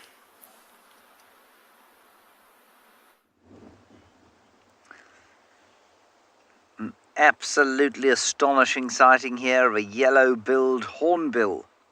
There we are. The bird is trying its best to shelter from the wind, and as you can see, it's let go of its perch and ended up most of the way to Cape Town. No, it's managed to stop itself. It's quite interesting to see how quickly it got to where it did, though. It went roughly at the speed of sound. Sure. I must say, if there's one thing you don't want to be in a wind like this, it's a bird trying to get around. It's much better to be a gerbil in this sort of situation. There you can stick in the sheltered grass, nice warm burrow. Not out in the elements. Even a mongoose. I bet you won't find a great number of dwarf mongoose out of the out of the ground. You see that, Paul? No, you won't see it now. I think it's a hoopoe trying desperately to stay in the air. That's it. Now I will tell you, as we're about to move on, have you got him? No, he's gone. Yeah, I'm not surprised, BK. The wind is starting to change in so much as it's getting cold. So that front that slammed into the Kalahari today, I think is about to hit us. Though you normally come from that part of the country. So I'm not sure what's going on. Anyway, there it is. Great excitement with our yellow-billed hornbill. See what else we can find you along here. There's a relatively interesting tree, and I mean, I do use the term relative. Emma, if you need to crash cut away from me because something more exciting than this tree occurs, just tell BK. I obviously don't have any comms right now. I haven't noticed this tree before. And what it is a center thorn, or Vachellia nilotica. And they are not common here. There are one or two on quarantine clearings, and there's a dead one on Twin Dams Road. Quarantine clearings are the clearings just outside our camp, whose name I try to avoid at all costs because, well, just not very romantic. And I shall bring you a sample, as long as the wind doesn't impale me on it, which is quite imminent. No, I don't seem to be able to break a sample. I'm too weak and feeble. This is astounding. Oh!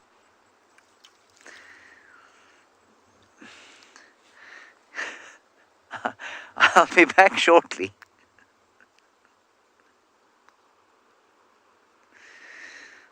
sorely tempted to put my teeth to it, but I think that would be a mistake.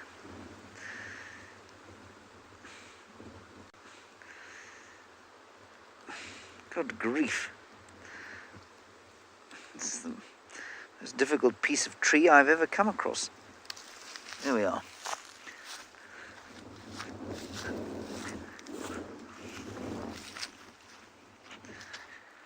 Sure. Tony says I must use my tusks. Tony, I think that would be a mistake on account of the fact that my eye may have been impaled on one of these very fine thorns. So this is the scented thorn, so named because the pods, when you break them open, taste like, no, they don't taste, they smell like apples, like very fragrant apples. And they're much favoured by elephants, and that's why we don't find a lot of them here. Very stringy bark, as you saw when I was trying to break it. Sans my tusks, and the bark also used for tanning leather. Not so much these days, I don't think. I think you'll probably find that tanning leather is done in a synthetic way rather than by hacking away at Virgilia nilotica, the scented thorn. I'm going to throw it away now, BK.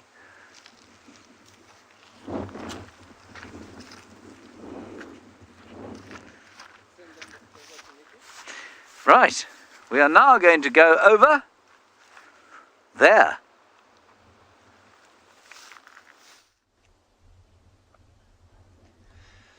My favorite animals, zebra, and then of course there's some wildebeest next to him. But have a look at this little baby zebra that's right next to the mum at the moment.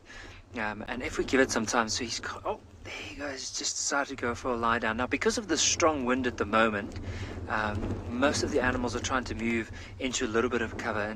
And with these zebra and wildebeest, they have moved into a bit of shelter, but of course, they still need to be in a nice open area where the mum can make sure that that little one is safe. But just have a look, probably been standing for quite a while. Now the legs are getting a bit tired and now decided to go and lie down. Oh, look at that. You can even see the birds as soon as it started lying down, how the birds just went and like popped onto that little zebra.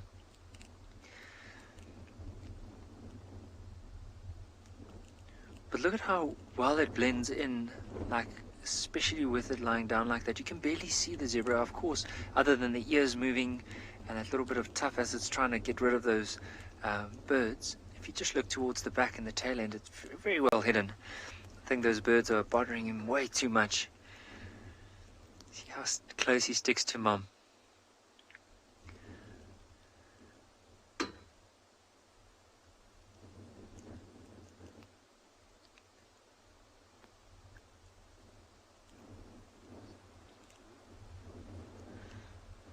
How adorable. I know some of the viewers are commenting on how cute this little zebra is, and I can't agree with you more. As I said, it is my absolute favorite animal, and having a little zebra like that, even more special. Look at how close. He's like almost wedged up against mom. So sometimes, especially when they're this young, as soon as the mom starts moving, this youngster won't leave her side. He'll try and move up against the back of her legs, maybe even try and move towards the front. Rub his neck, his body against the mom, and of course later on he might even go for a drink. Now he is at the age where you can see he is wandering off, like now and again he'll feed off a bit of grass, but he's still dependent on mom's milk. But if you compare him against the zebras in the back, you'll notice how much more fluffy he is in comparison to the others. And normally as they start getting older, they start losing that fluff. Now, I don't know if everyone noticed, and you'll see it, especially like it in some documentaries that you always, or most of the time, find zebra and wildebeest together. And then often you ask the question, but why would you really find them together like that? And it's quite amazing to know that with zebras, so they are not ruminants like the wildebeest. So the wildebeest will need more of a nutritious grass in order to keep going. So it won't eat as much as a zebra, but everything it eats, it needs to eat something that's a bit higher nutritional value. So the zebra tend to eat the top layer of the grass, opening up that shorter, more delicious grass for the wildebeest. It's often seen together. Now these zebra are feeding quite close, and I wonder maybe because this whole area, there's not a lot of tall grass at the moment, And so most of the nutritious parts quite close to the ground, and that's why all of them have their heads down. But you'll normally see if the grass is quite tall that the zebras would eat the tallest strands and the opening it up for the wildebeest.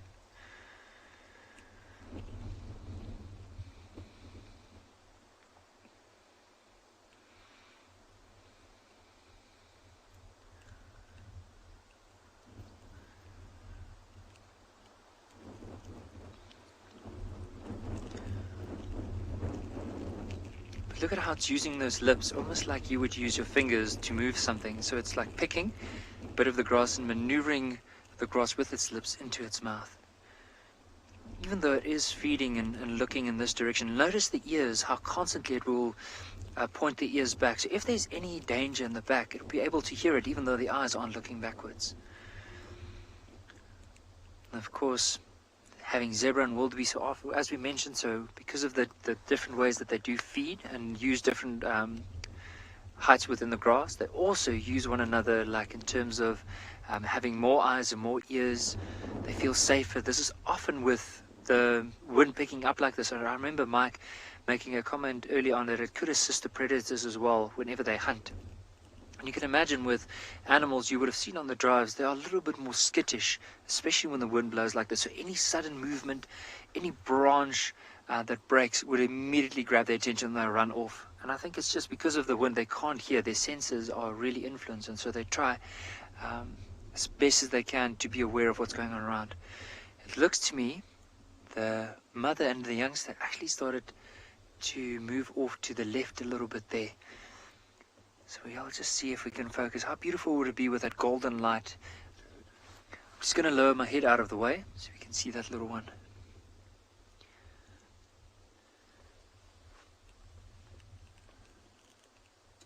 But it's not going to be long and then they can move into quite a nice open patch for us. I think what we could possibly even do is try and see if we can move slightly forward and get another glimpse.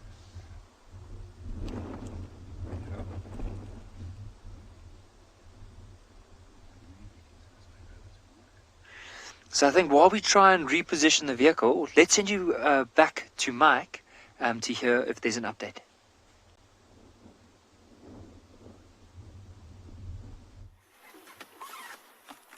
Right, so we found the buffalo. They're still in the thickets, but they are moving towards this open area that's up ahead of us. So I'm hoping if you can just see through the trees there, you might just see that there's a bit of an open area. I'm hoping that they'll go and catch the last rays of the sun as it settles down there. But certainly, as you were talking about the zebra before and how nervy they are and how nervous they're becoming because of the wind, we're finding a lot of the animals are doing the same.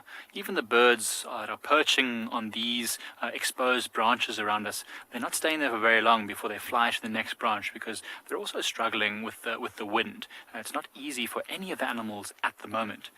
In fact, the only animals that are benefiting from this wind are the predators, because they can hunt now, even during the daytime, using, normally they would need the cover of darkness, but they can actually even come out during the day now and still be able to catch stuff because they've got that extra bit of edge. But it's going to be a beautiful sunset. With this soft light in the air and this dust, I think it's going to be a beautiful golden sunset. And I'm just hoping that these buffaloes come out for us. We've got nothing that's come down to the waterhole, I think, because it's so cold and windy today. The animals are just staying put. They're saying, well, we'll just give up drinking for today and just rest rather in the thickets somewhere. Because remember, the animals can get some of the food, some of the water requirements from the food that they eat.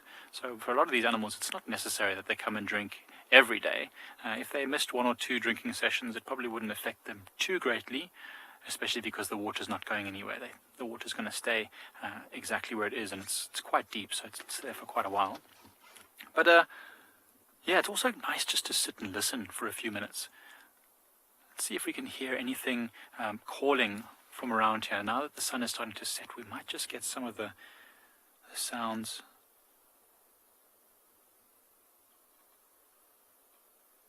The wind is actually dying just a little tad at the moment. It's not quite as strong as it was before. So that might be an opportunity for some of the birds to call. Windy days are terrible, Alarmoa. It's my worst type of weather, honestly. I mean, rain we can deal with. If it's cold, we can put something warm on. When it's windy, it's very, very difficult for anything to be comfortable. And definitely you can see the buffaloes and other animals are staying in these thickets because they've really got no defense against it as well. So whilst we wait for these animals to come out of these thickets and get to this nice warm sun, let's go over to James, who's got a little bit of a migration.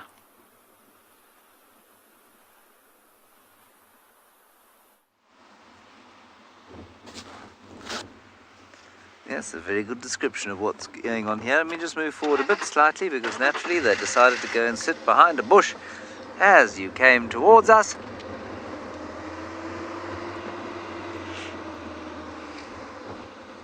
There we go. Very nice herd of wildebeesten. And there are lots of animals coming up into the clearings today earlier than they would normally because of the wind. So the wildebeest are coming out of the woodland now. The zebras are out in the clearing here as well. There are a few big herds of impala and everything trying to be as safe as possible. Some quite nice dust bathing going on there. Anybody out here right now is having a dust bath, whether they like it or not. It's more of a dust shower, I suppose.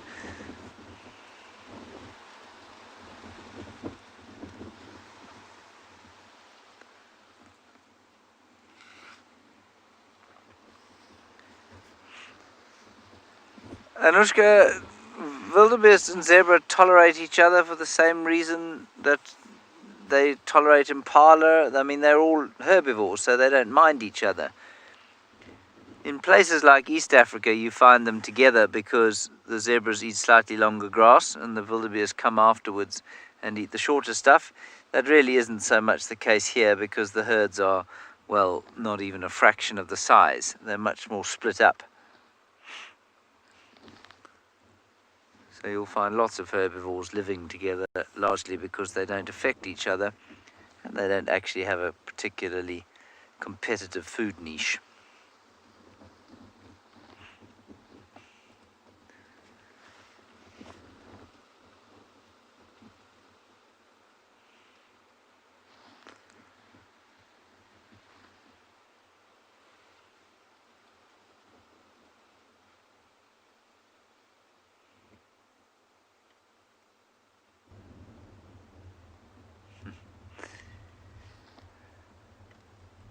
There are some more. You don't want them, BK?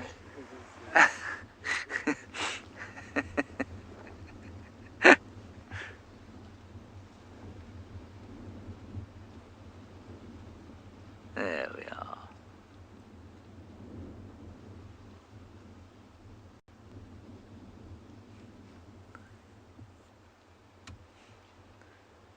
Very pretty.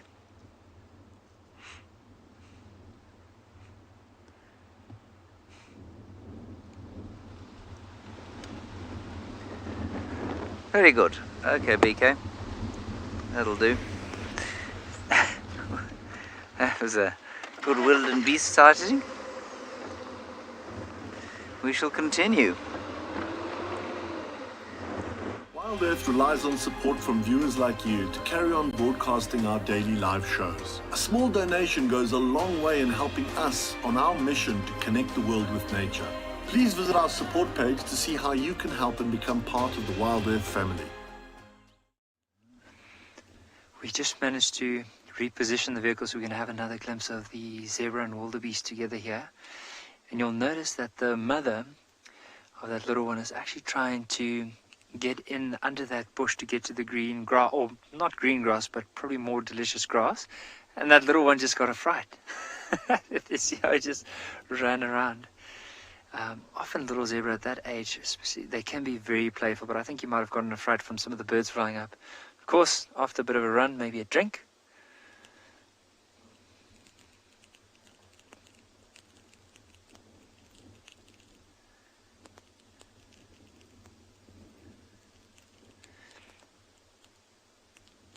Have you also notice with the mum and with this youngster, like in between those big broader black stripes, there's these little faint brownish stripes.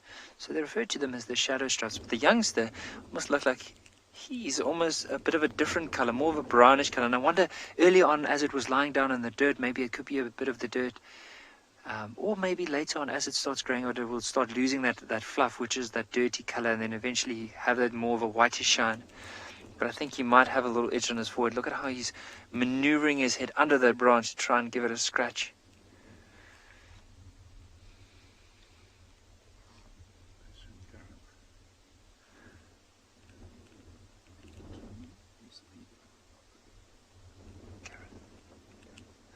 So Gareth, with the zebra often, so the leader of the herd will probably be the most dominant male. So how that's all determined is that often the males will fight with one another, so they'll either bite each other or they kick one another. And of course the more dominant stallion is the one that doesn't run away, that actually stays, and that one will eventually take over a herd like this. But you'll see the stallions can fiercely defend their area or their little herd against other stallions that probably want to move in. But with this one here, I think the stallion might be off to the left. I just want to quickly have a look. There's one zebra that's a little bit further away from the rest of them, just off here to the left. I want to quickly have a look at. Now sometimes the stallions can be a little bit more bulkier than in comparison to the females. However, it is difficult unless you can look between the legs to see if it is a male or female. I mean, even at this position, it's really hard to see that. So we'll just have to wait and see. But often the stallion, what will happen is if there's any threat to the herd, he's often the one that would run at the back of the herd. So as soon as there's any danger, he will put himself between the danger and the rest of the herd.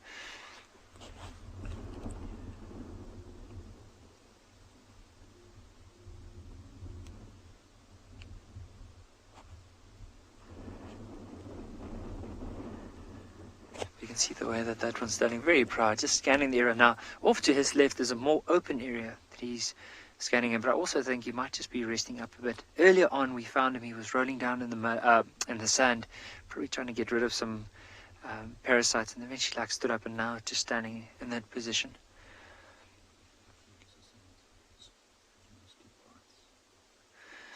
So with most of the viewers, I know a lot are saying that the zebras have quite a nasty bite. Now, I, out of personal experience, have heard about, so one of my friends, they were part of this game capture organization where they would move areas or relocate areas into different areas where they would have been naturally occurring, but of course with people moving in, they moved out, and so they started reintroducing zebras into this area.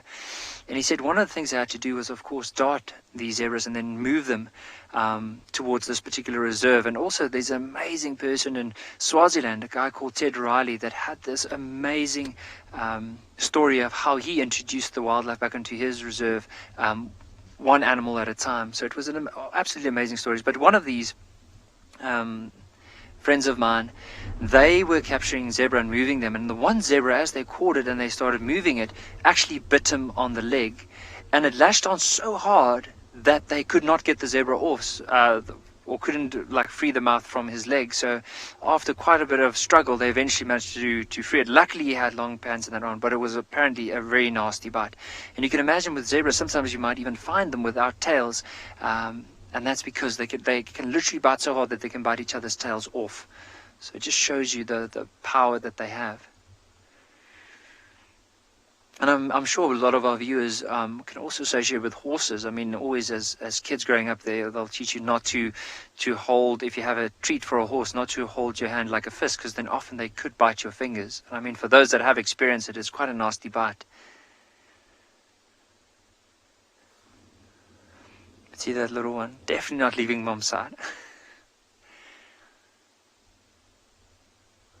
But it does feel like the wind is slowly starting to calm down. You can also see the animals now, with it slowly calming down, they do look a little bit more relaxed. Early on, when the wind was blowing and the leaves were making a noise and the branches were rubbing up against each other, you could see they were very unsettled, but getting a bit more and more restful now.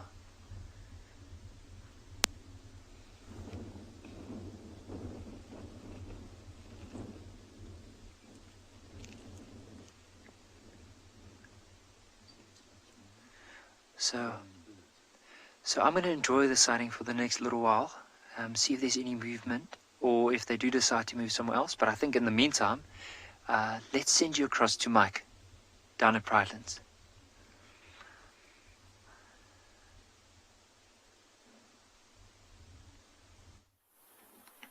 Well, that's terrible. I would not like to get bitten by a zebra, or kicked by one, actually. They're very powerful.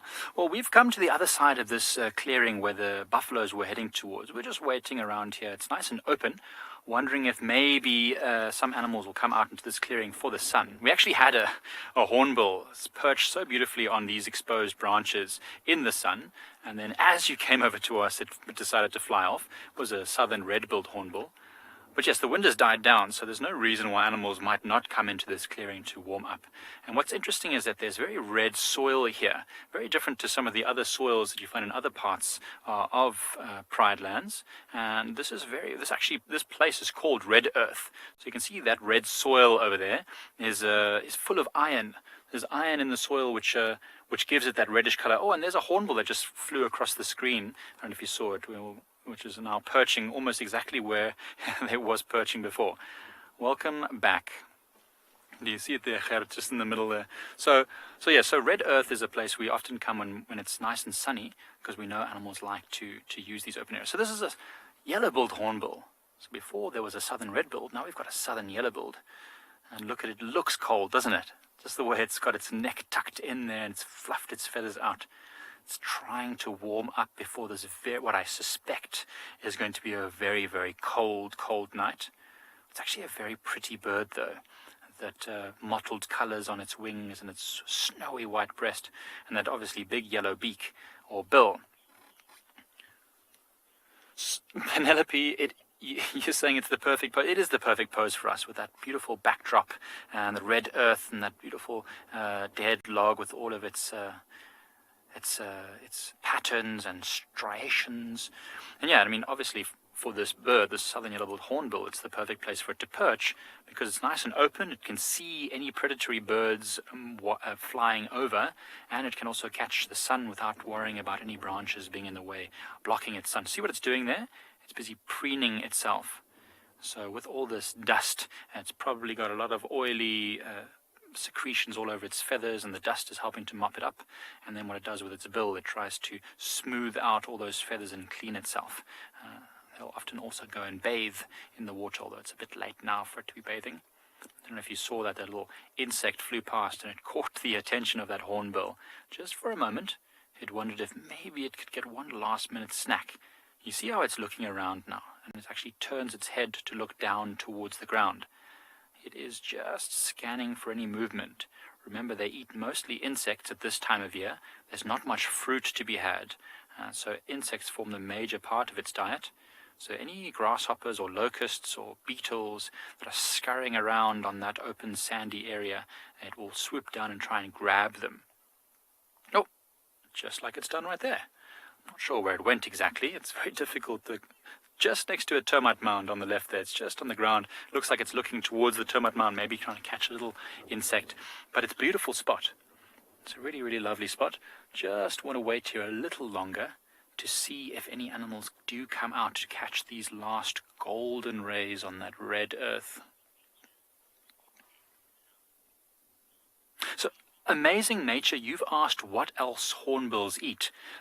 So it depends on the type of hornbill. So we get a number of different hornbills. I don't know if you can still see it there, just hopping next to that termite mound there.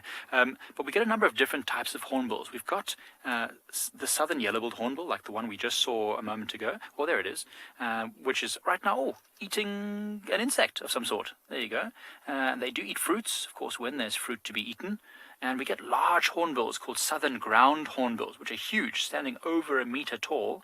And they will also eat things like snakes and rodents and reptiles, so a lot of different things. But the southern yellow-billed hornbill, the smaller ones, are definitely eating mostly fruits and insects, depending on the time of year, and also depending on where they live.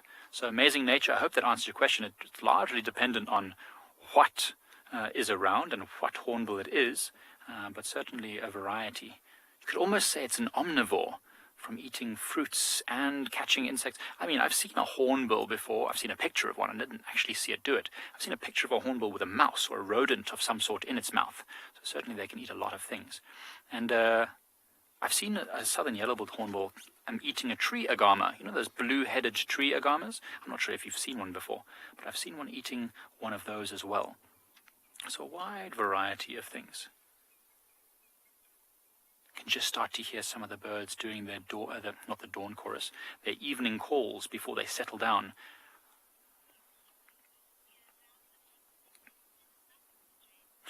So we're going to keep listening out for anything that might call before the sun sets. I'm going to send you over to James, who's on the move.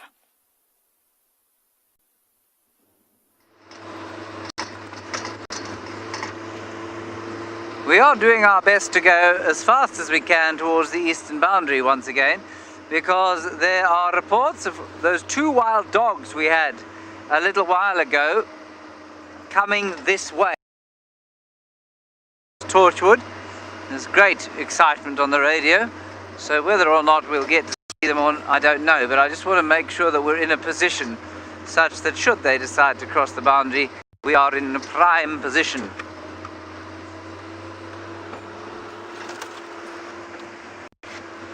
Hold on, BK.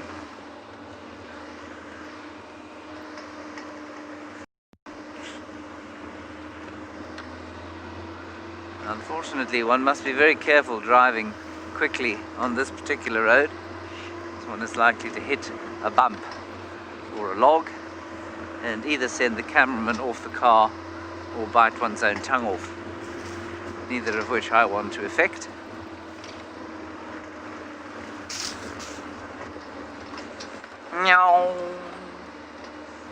Along with this very strong wind has come the pleasant smell of felt fire, what we call a felt fire, what most people would call a bush fire, or in America a brush fire.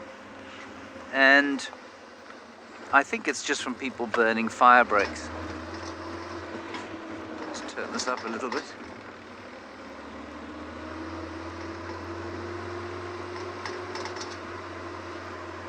I think they've lost them. That's not entirely a bad thing, because it does mean if they pitch up here, then we're in. So we're not far from the eastern boundary now. It's only about 100 meters that away, but we have to go around the block to get there. Literally around the block. All the while keeping an eye out for anything else that might want to get in our way, like a buffalo, or a lion, or an elephant, or Thandi and her baby. Unfortunately, this is my last drive for the next little while, and so, well, my desperation to see Thandi is probably just going to stay like it was. Oh, that's beautiful. We're going to go over to Lauren after we've had a very brief look at this gorgeous sky, which I've parked BK behind a tree. What a total moron I am. Still, it's pretty.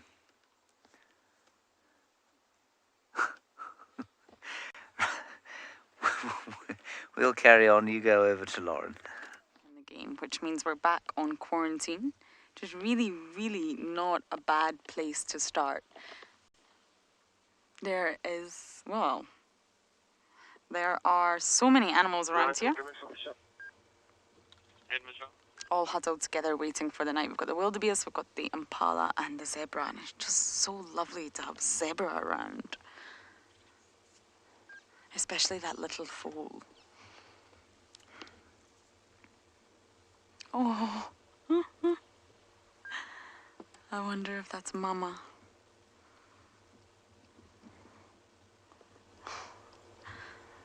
It must be cold. Been suffering from these strong winds all day long.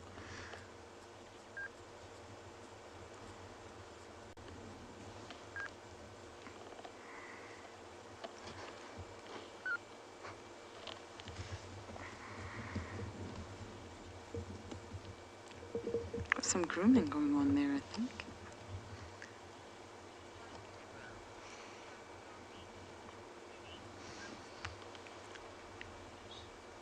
So, Nick, I don't think so. So it's very rare to see sort of interspecies interactions like that. Oh, isn't that adorable?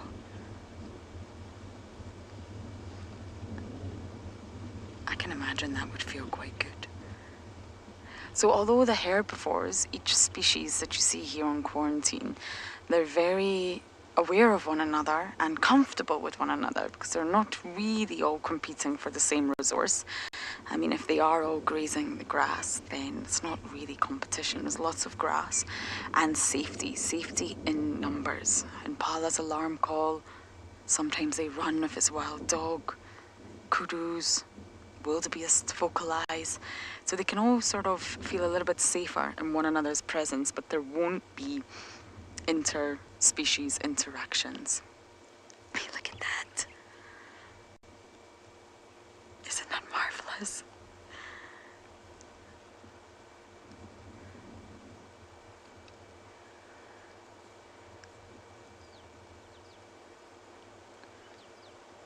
I've never seen a zebra do this. This must be the mother.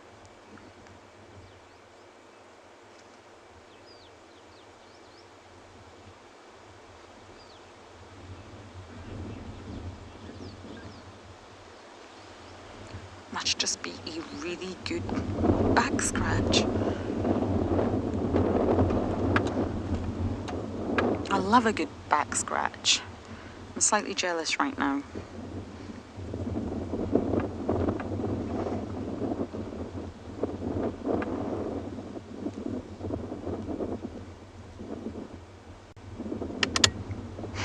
Now it's so fluffy.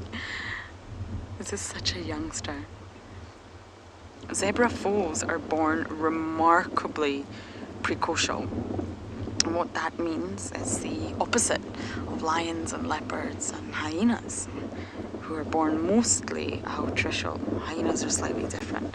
And they're born, well, just ready to run. They can stand within 10 minutes. So 10 minutes after birth they can stand. And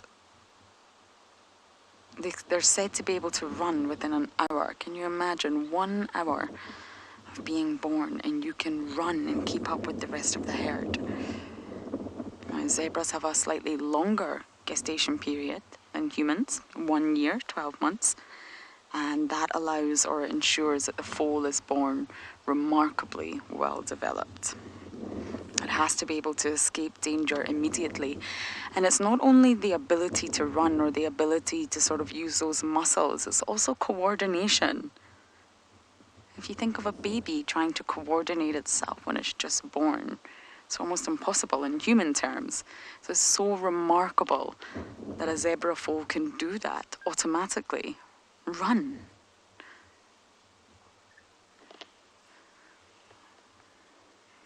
This must be Mama.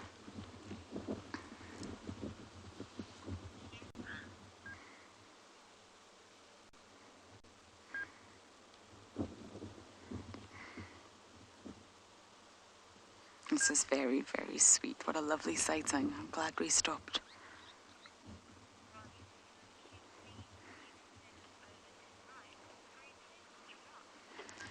Okay, I really am heading to the hyena den now to see if anything's changed since earlier.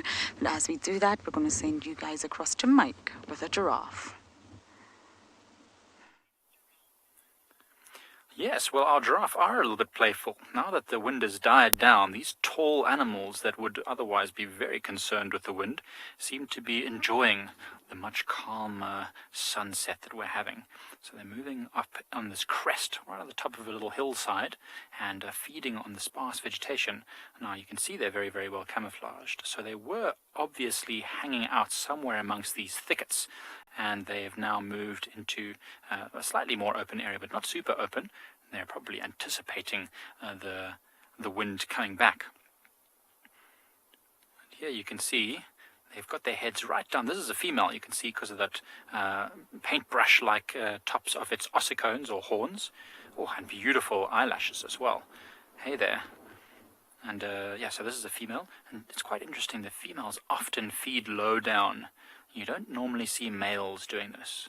male giraffe will usually feed as high up as they can because they're much, much taller than females, sometimes 1.5 meters taller. So if this female is fully grown, she's probably going to stand somewhere around 4 meters. And I've seen male giraffes more than 1 meter taller, so sometimes up to 5.5 meters tall, which is crazy when you think about it. That's like 3 average-sized people standing on top of their shoulders. 4 people if you're a very short person, which would be very interesting. And you can just see they're feeding on whatever greenery they can find. And there's a little bird just there by the mouth of that giraffe. I think you saw one of those earlier. I'm sure you know what it is. It's got a forked tail. It's dark in color and it's often following the mammals around. Anyone know what that is? I'm sure one of you knows what that is. I'll leave it for you guys to let me know. But they're often following around. So there's a lot of other birds around as well.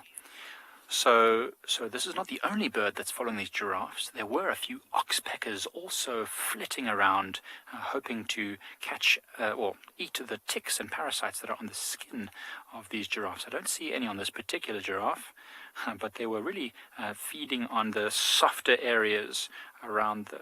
Oh, Bob, you got it right. Bob said it's a drongo. It is a drongo, Bob. It's a forked-tailed drongo. Nice. So fork-tailed drongos are very, very commonly found near other animals. They are very intelligent, and they often, chase small animals away from food, like mongoose. When mongoose are busy feeding, they will make alarm calls, and the mongoose will run off, and the drongos will come and steal whatever it is they've dug up. And when there's larger mammals that wouldn't be scared by a drongo, they simply wait. Simply wait for the large animals to disturb something out of the bushes, and then they go and snap it up. So the other day when I was walking through the bush, there was a drongo following me, because, human beings are quite clumsy when we walk through the bush. We knock over grasses and brush against trees and bushes, and I was disturbing all manner of little critters, and the drongo was loving following me. And often the cars as well. Sometimes you'll even find, especially in the summer, when there's lots of insects and migrant birds like the bee-eaters, you'll often find them following the cars as we drive on these dusty dirt roads.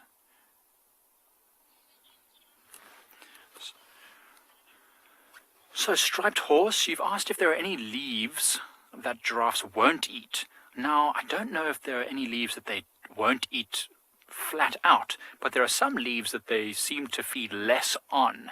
Now, I'll tell you, I haven't seen many giraffes feeding on trees, well, sometimes, but not often, on trees that have a lot of latex. So we do see them sometimes feeding on tambuti, but it seems to be a seasonal thing. They seem to only do it when they really have to, and also sometimes maybe as almost a medicinal thing. What it's feeding on right now, striped horse, looks like the leaves of a knobthorn, which is, quite often thought to be the giraffe's favorite food, because although the leaves are small, they're very nutritious. All these ex-acacias, they used to be known as acacias, all these trees are very, very nutritious leaves, and they don't have much defense against the giraffe and all their adaptations. But I haven't seen giraffes feeding much on things like marula trees, and they don't often feed on things like magic guarri, these very, very tough green plants. There's a lot of green magic guarris around at the moment, but their leaves are very waxy and dry and papery, so they wouldn't like to feed on those very much. But here they feed a lot on the knobthorns, and we've seen them eating tambutis recently, but they don't seem to favor them, not when they have other things to feed on. It's quite interesting. I was reading an article the other day about giraffes being a very big pollinator of knobthorns. So this tree that it's feeding off right now will be one of the first trees that flowers in the springtime, and the giraffes love them. They love the flowers, they love the trees. They'll go and put their whole faces in amongst these fresh green leaves, and in doing so they'll get lots of the pollen all over their muzzle and on their face, and as they move from tree to tree they transfer that pollen, and they actually pollinate and help the tree to reproduce, producing the fruits and seeds to make the next generation. It's very interesting. Mostly we don't think of mammals being pollinators of plants. Usually it's insects and birds, but mostly insects and wind, but not usually mammals. So it's very interesting. This is a very large knobthorn, and that's a very large, tall male giraffe. So this male giraffe is probably peaking around 5 meters. I'm sure if a female comes next to him, we'll get to see the difference.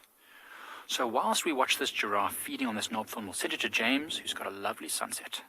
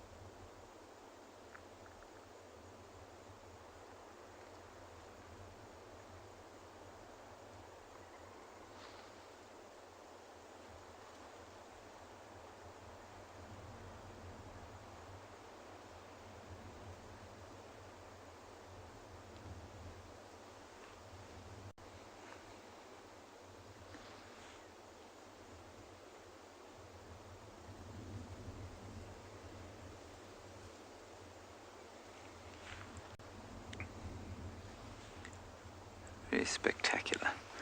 Nice last low-felt sunset for a little while. Beautiful. And I'm sure all you heard there was the wind. Unfortunately, not much else going on. Now they've lost those wild dogs. Nobody knows where they are, so they could pitch up here at any stage. So we'll just keep trawling about this part of the world. Magnificent sunset. It really was lovely. Yes, Megan, I agree. It was very stunning indeed.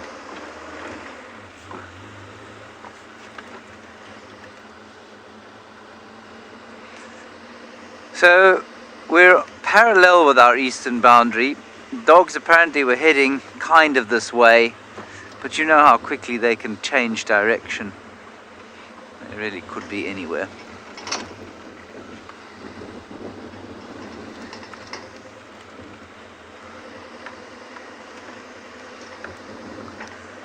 Oh yes, me too, Jenna. I hope I find something cool as well on my last drive for a little while.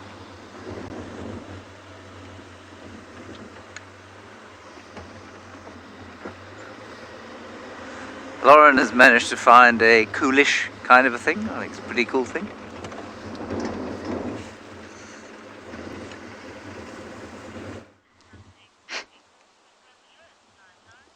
It's very cool. The token scrub hair. I haven't put a scrub hair on camera in some time actually.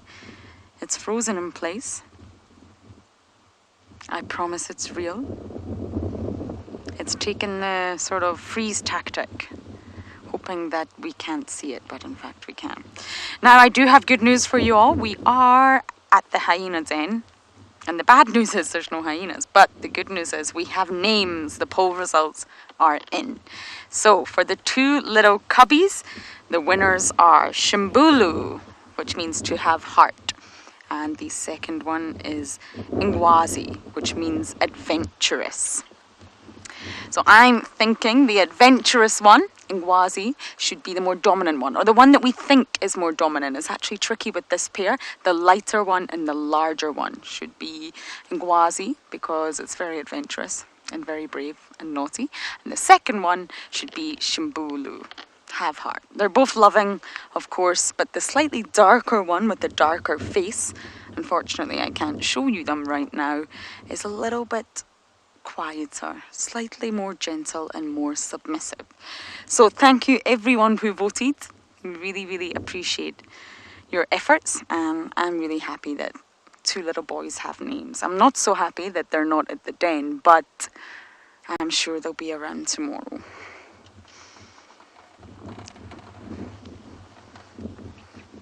And it was beautiful names that were selected by the rangers and trackers of Djuma. And why that's important is because, how can I say this? Not everybody recognises hyenas as importing animals. So there's a real negative connotation against hyenas, and many people from lodges and all around do not value them the way that we do. So I think it's really important to get everyone on board for the naming process, and what amazing names they chose. So thank you everyone. Now I hope they've not moved. That's always what I think when I see the den empty. Not one single adult today and not one single cub. So they're either taking an off day or they have moved once again. So I'm going to search for any nocturnal predators now that may be hunting with the wind, but Nicky already has his lions.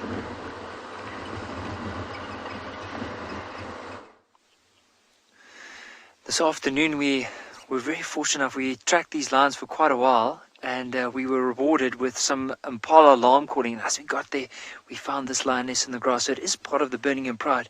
There's actually another one off to the right from where we are. I'm just going to lower my head so it's out of the way. But you'll see she's moving almost in, or she's just gone and laid down in that open patch right in front of us here.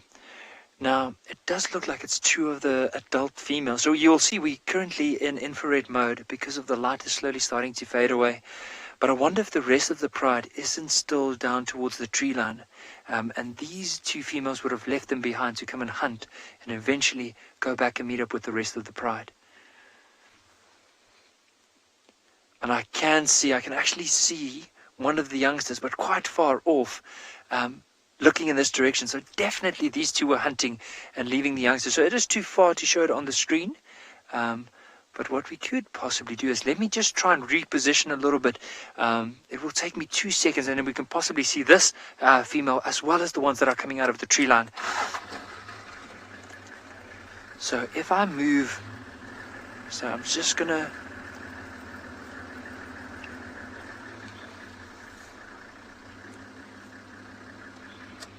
Anushka, with lions, so one of the ways they could potentially get rid of ticks is, so they often, if there's any tick, you'll see them licking the ticks off, or even biting them. So if they groom each other, you'll see the one will actually pull it off.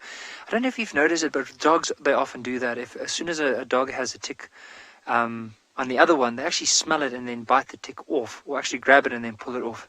Now, from where this one is just right, so we're going to try and see if we can show you this other one. So if we go a little bit right of it and at the back, you might be able to see the other lions. So let's just go slightly right.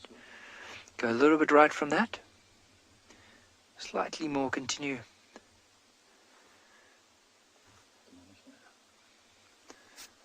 A little bit more. So it is getting darker, so we're just going to go a little bit more to the right than that. And basically we should get it soon. Slightly more. I just want to make sure. Actually, there we go. There's the other ones. And it might be the whole pride that's on their way. So let's see how they're going to interact once they get closer to the rest of the pride here.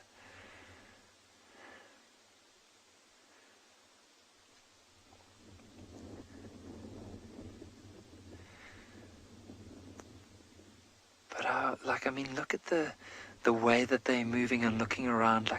It's just such a majestic animal, full of, it almost looks like an animal with a lot of pride whenever it moves. I know a while ago we were saying, why is a lion or lions called the pride of lions? And it's just basically because of that. You can see they have very elegant, proud stance as they move.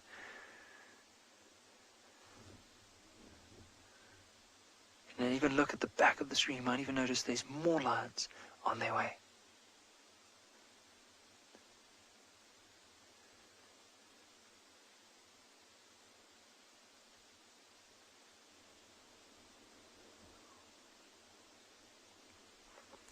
So let's see what will happen once these two females join up with this other one, because often with these females, if they do hunt together, they have to establish that very strong bond. So I can't imagine as soon as they get to this other female, they might even rub their faces against one another.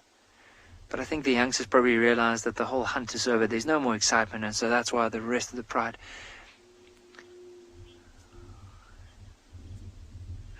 Pat, I do agree with you. I think, imagine if we sit here and that lioness with the young cubs come out. Like we've seen her a few days ago. Unfortunately, we couldn't get her on film because of the fact that she moved into quite a dense area. But when we last saw her, the youngsters were looking really good.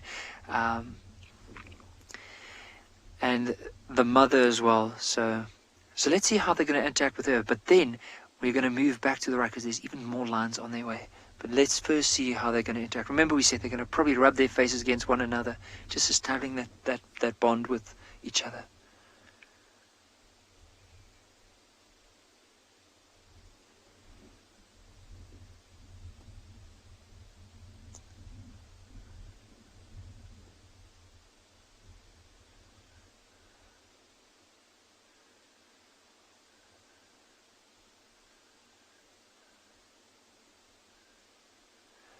Now if we move slightly off or just zoom out a little bit from here, notice all the other lions that are on their way to join up. Even that young Birmingham male is on his way. Of course, this one excitement couldn't believe maybe like this one thought there could have been something there.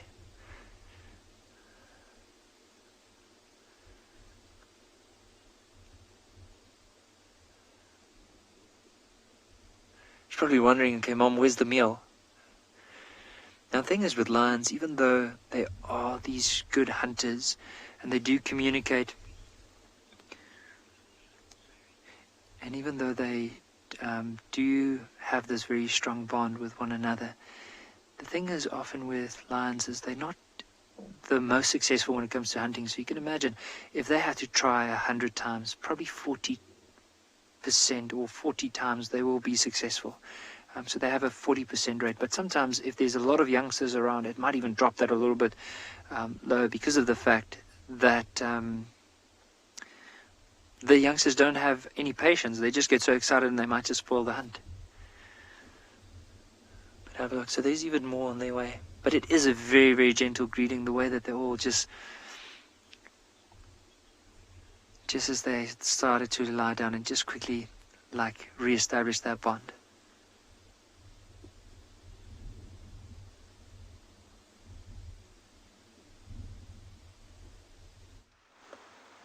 We had some kudu there. Unfortunately, they have now absconded naturally. Yeah, don't know really where to go anymore. I don't know that the dogs are going to come this way anymore, sadly.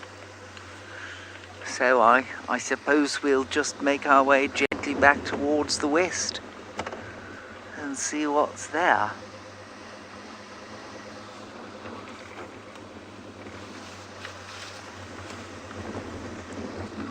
There's a rather strange noise here if you listen carefully.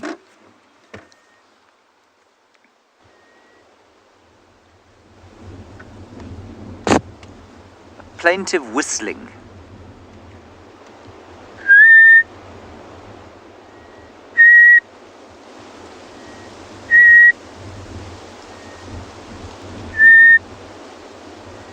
And I'm not sure what it is.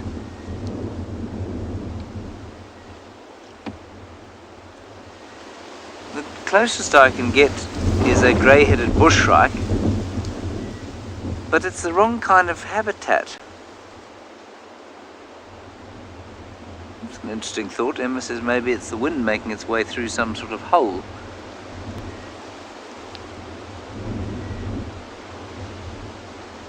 It's possible, Emma.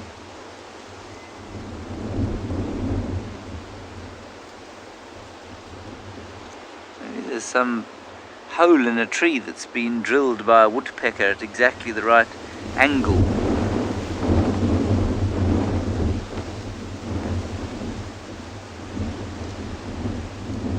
Difficult to hear anything in this foul wind. Anyhow, let's continue along. We'll do one more little trawl of the east and then head back towards home. It's almost time to put the lights on. Yes, there it is. It's like pushing the buttons. Makes me feel like I'm flying the Starship Enterprise, which of course I'm not.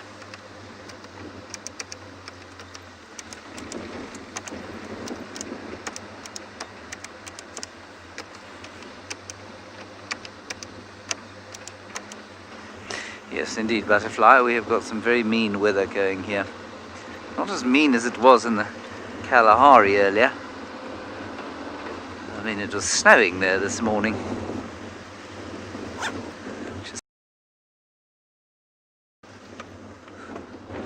Let's go back to the Birmingham Pride now, while we give one last trawl to the east.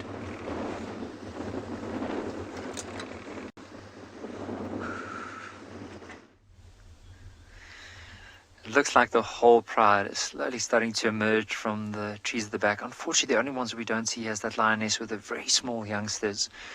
But I think she might not be with the pride at the moment. She might even eventually catch up with them. But imagine for her, with those youngsters here, if there's so many mouths to feed, then the chances are it's almost like more beneficial for her and the youngsters to be by themselves.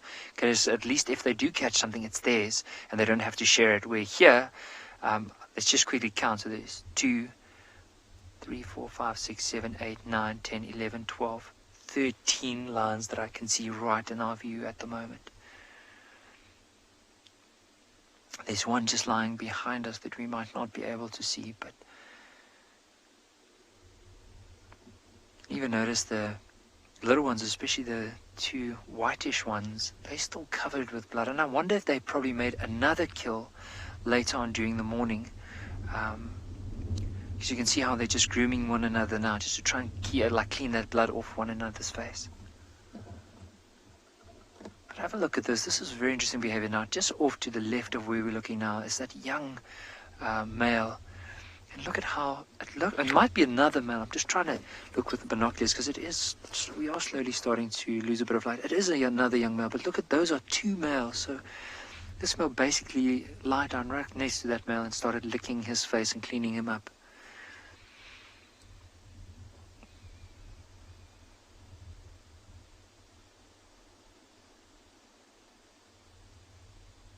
But how beautiful is his face? I mean, that male off to the right is going to be a big male.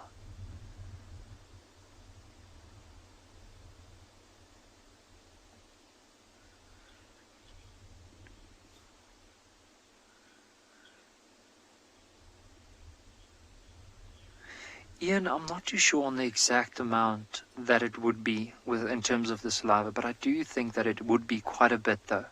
Because you can imagine if they have to clean themselves, they constantly would clean their legs, their faces, one another's faces. So I'm sure it has to be a decent amount. But the exact amount of it, I'm not too sure. Have a look at this female, how she's actually curled up her paw. And often what they need to do is, because the claws are retractable, they often clean it, so they'll bite it and actually pull to try and get rid of if there's any bits or pieces stuck in that claw. Just imagine that tongue as well must be almost like sandpaper. So as they are licking that, it must clean it quite well, especially also if they lick one another, or they lick their legs, or even their paws. Because I have heard when lions are especially close to a carcass and they do lick the bone, it almost sounds like sandpaper rubbing over that bone, because they're able, with those little barbs in the tongue, in order to just grab little bits of pieces of meat off when they do lick. But the way that they are sitting down now, so all the more experienced females are basically sitting with their heads up and smelling the air constantly and looking around to see if there's any potential meal. I think they tried for impala, but unfortunately they missed. And because of that, they know the opportunity is gone for the next little while. And because of that, they'll probably just wait for everything just to quiet down again, for the animals to start relaxing, and then they'll start moving.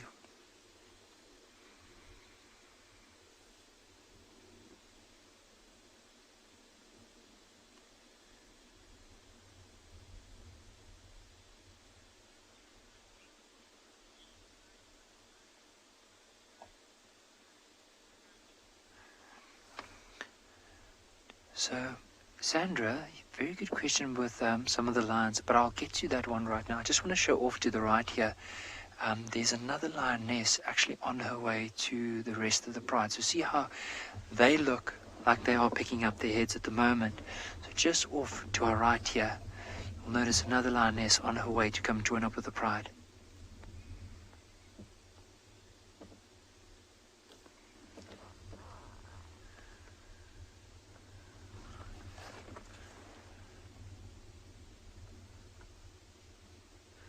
Now, so with the question earlier on with the lions, so there are some lions here that are a little bit different in color to the others. So I want to show, so this one that's moving, I just want to have a look if this is possibly, this is the young female, the one that has the small cubs, because I can just look between her legs, her teeth are quite swollen. So I wonder where she might have hidden her cubs away, but she's now joined up with the rest of the pride.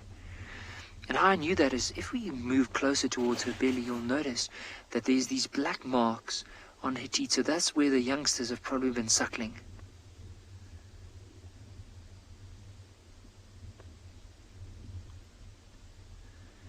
Now, just to show you, so it is difficult to see, especially because we are in infrared, but look at the lion just off to the right there. Have you noticed how much lighter in color he is in comparison to the others? So this one is one of the white lions that we do find in the area. There's two that's within this pride, known as the Birmingham pride. Now, they're not albinos, so look at this one, how much lighter in color in comparison to the others. I don't know if we'll be able to go off infrared just to have a look at them. because I think then you'll be able to see the color a bit different, but we'll try.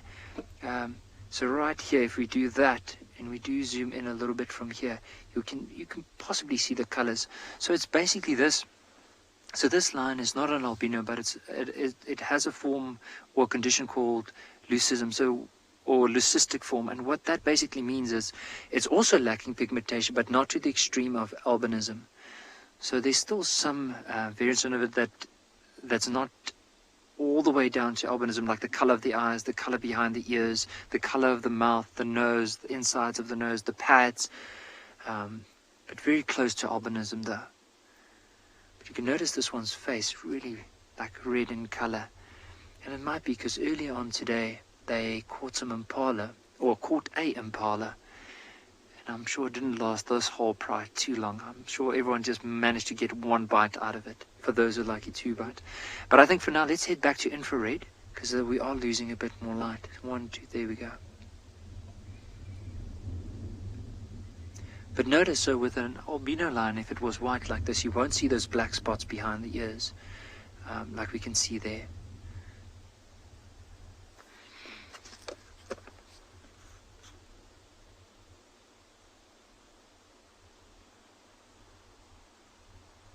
Almost like the rest.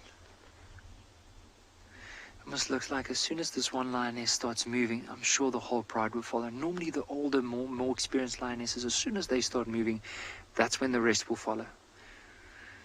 Now that young female that went and lied down right in the middle there now with the... Remember we said she looks like the mother of those youngsters? Now if we can go now, you'll actually see her belly is a bit more exposed. You'll notice those black markings right at... like down. You can see it looks like a bit of skin that runs down, and then if you look at her teeth, it's quite swollen. So she has those 2 young cubs. Now for those who don't know from our viewers, so she is the sister of that young male that's lying off just to the left that we had the screen on a bit earlier. So this one right here, see that young male that's just gotten up at the back? So that is her brother. You can see his leg is still quite sore from that injury that he had obtained a few months ago, but he is putting a lot more pressure on it. And at least for him, if he sticks with this pride, he would be guaranteed at least of a meal, hopefully in the next few days, or even, you don't know, maybe even this evening. The wind is blowing so hard, a lot of the prey animals are a lot more vulnerable now because they can't really hear or smell because of the strong wind. So it gives these lions a bit of an opportunity.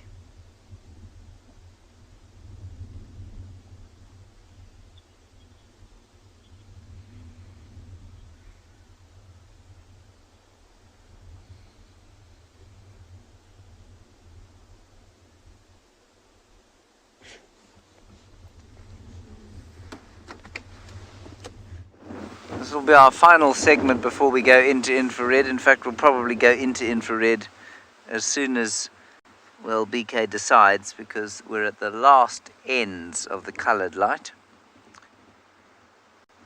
But it just is quite nice, I don't know, eveningish sort of colours we have there.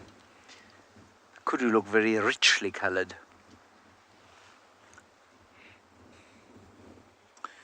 Enrique, you go whenever you're ready. You ready? 3, 2, 1. Now we're in infrared. These are kudus, in case you were wondering.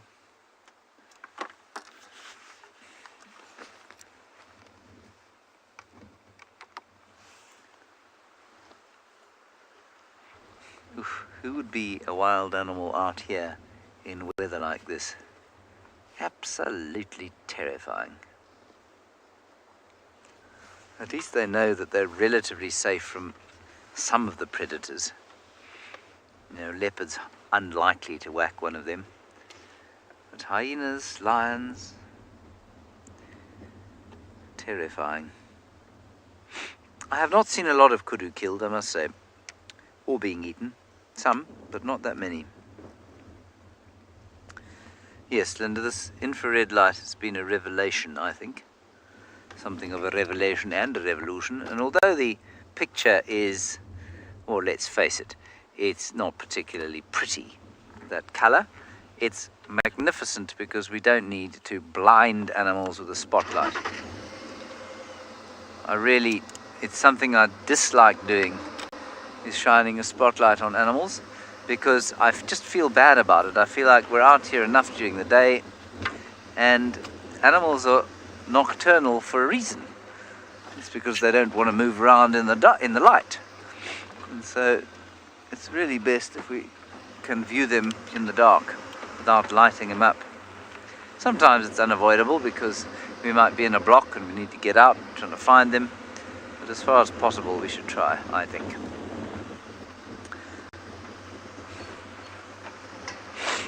Right, there's kudu, the sum total of our last trawl at the eastern boundary. We are going to start making our way back towards camp. Lauren is also in infrared, and I believe she's found something.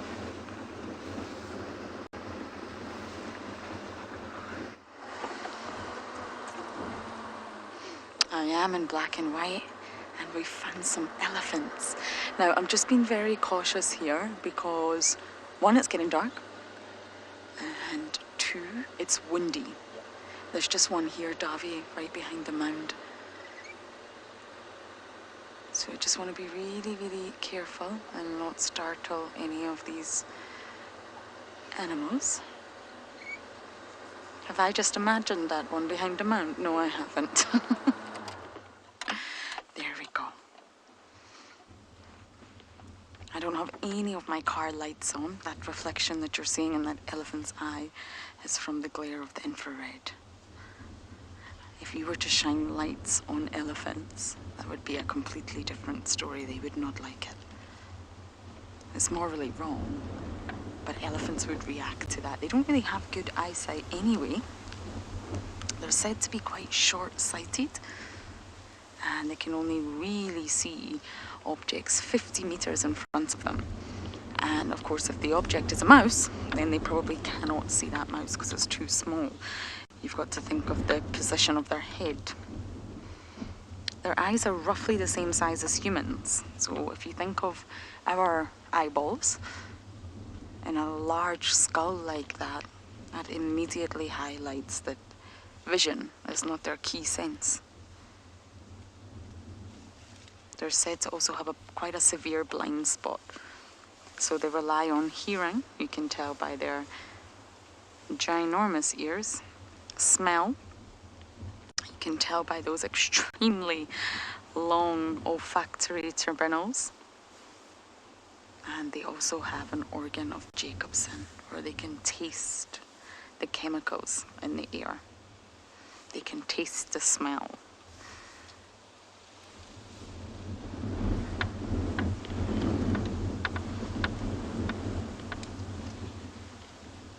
I really hope the wind eases up a little bit for tomorrow. It does make things rather tricky.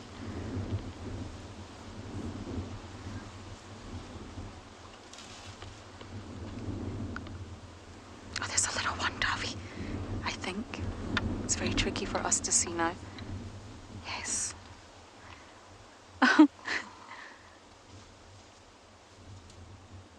Oh. But you know, with elephants, the best thing is to make yourself known. So don't scare them, but make your presence known rather than trying to be too quiet where they could end up getting a fright. Just make your presence known and keep talking, keeping my voice at the same steady pace, same tone. Trying to be too quiet could actually backfire on you. Okay, I think we're going to try and just go back a little bit to give you a better view. The infrared light's a fantastic tool, but it doesn't have as much reach. Oh, actually, there's more on the road in front of us. The herd's crossing.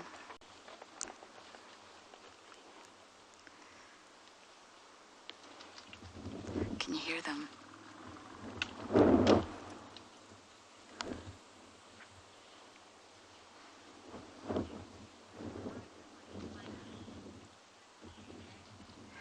Miss KJ, I've actually never heard that before.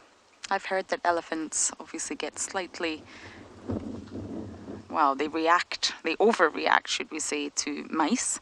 I've never heard that about bees, but I would imagine it's probably true. I think bees can irritate a lot of people. They are slightly scared of bees. So I can imagine a small buzzing insect would irritate elephants. So I can imagine that's true, but I have actually never heard of that. I'm just trying to think how to position. Let's go back and see if we can get better views.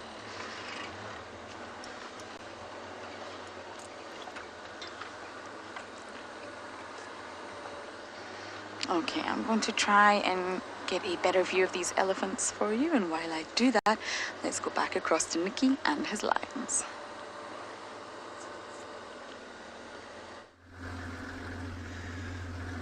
We're just trying to follow these lines, so they have decided to move along the road.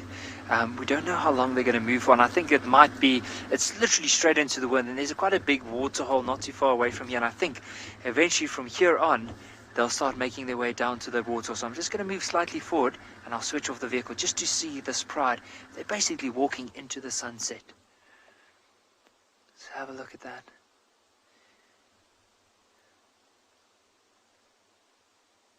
You might just, if we listen to the ambient sound, you might just hear the wind through the branches of the trees. But it's basically from them towards us, and they're going straight into that. So you never know with lions moving if there's going to be possibly an opportunity as they go along. So we are going to give them a bit of distance. So if there is anything, we don't want to disturb it. We also don't have any lights on it at the moment. So what you're seeing now is basically, we can't see that properly. I'm basically just trying to keep my wheels on the road, but keeping a bit of a distance. We don't want to put any spotlights on them at the moment, because especially if there is something that they might spot, so it doesn't give their position away. But with them walking on the road, I mean, if there's any animal that is around and they see them on the road, there's no cover for them. So they'll probably be able to spot them. We're just trying to keep up with them and see where do they eventually decide to veer off, or if they're going to stay on the road. Now, the reason why they have decided to stay on the road, Peaches, they are very majestic. And I mean, now it looks like they might have even stopped at this termite mound. So it'd be interesting to see if there's maybe something at the termite mound that they could have smelt. But the reason why they are sticking on the road is, so imagine if there's a well-worn elephant trail, they're most likely going to use that, similar to why they do this.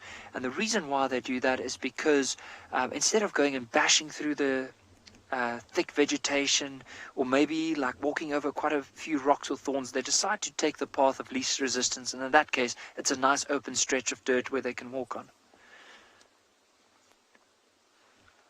So let's see if we can catch up. There was a few that showed a bit of interest at this termite mound, but all of them has decided to move on. So let's just see if we can get another closer glimpse.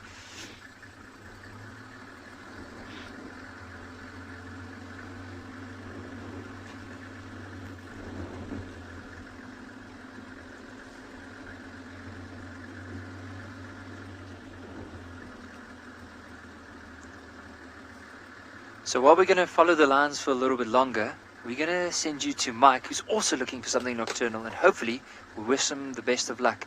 He can find something for us. So as you can see, we are looking for some nocturnal creatures, and we are actually using a spotlight to look for the eyes shining. As I shine the light left and right, I'm looking for any sparkling reflections. So a lot of the nocturnal animals have a special membrane on their eyes that helps them to see better at night by reflecting the ambient light, the starlight and the moonlight, into their eyes in order to see better. And that helps us as well. We've got to be careful with the spotlight, though. It is very strong. So we're talking about the infrared light. So it's obviously much more sensitive to the eyes. So when we find animals, we have to be very, very careful not to shine directly on them. But yes, we're driving along this rocky ridge over here, because this is where we know a lot of predatory animals might have rested up during the day and use this as a place to come down, to hunt through these clearings where we've been seeing these impalas. Just thought I saw an eye back there. Oh, it's very deep into the bush. It's very small as well, in a tree. I think it's probably a nightjar or a bush baby, one of these small nocturnal animals. A nightjar is a bird. It's very far away, though. I don't think you'll be able to see it. But yeah, it's such a nice evening with this wind that's still blowing. There's a very exciting potential for nocturnal animals like, the predators to be out and about. I don't know about animals like porcupines and aardvarks and other nocturnal ones that aren't predators. They'd probably be quite nervous about coming out tonight. So they'll just be hiding away. But it's always nice to drive around just sweeping the light back and forth. It's quite therapeutic, actually. It's almost like a type of meditation. You just get into a rhythm and you follow the lights. Rachel, you're wondering if the wind affects how animals smell, their sense of smell. Oh, you're right there, Gerrit. A few branches overhanging the road. Rachel, yes, it certainly does. Remember, the smells are transferred best in a light wind. A small drifting breeze will carry scent a long way, especially for animals that are very sensitive to it. Like, any of the predatory animals, or even elephants, let's say, with a very big long nose. But in this very strong wind, it actually destroys the scent very quickly. So the predators won't be using their sense of smell to hunt. They'll be using their eyesight and maybe their hearing a little bit. But the prey won't be able to smell the predators coming unless they're very close. Those scents will be obliterated by this swirling, gusting wind. And the predators will be able to walk basically without worrying. Because even their footsteps, even on small branches, cracking leaves, it's not going to worry any of the herbivores. They won't hear it at all. So yeah, no, definitely, Rachel, it definitely affects their sense of smell. I mean, I can't smell anything right now apart from dust. So that's probably what the antelope and other animals are also smelling. Just dust everywhere. So you can actually see the dust probably in the camera there. You see how it's picking up all the dust particles, the spotlight. So very much so.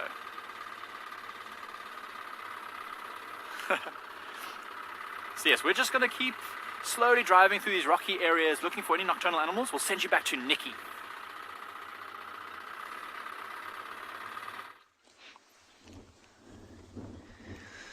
So they decided to veer off the road, and there's a little or quite a big-ish termite mound here, and this young male decided to come and lie down right on top of it.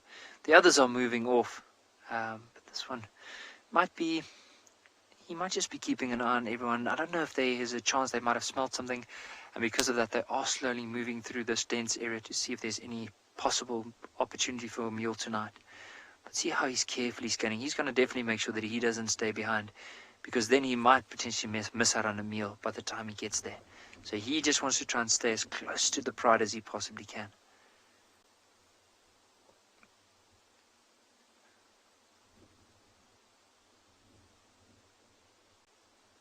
See, I think as soon as that one starts moving, this young male's going to get up and he's going to follow them.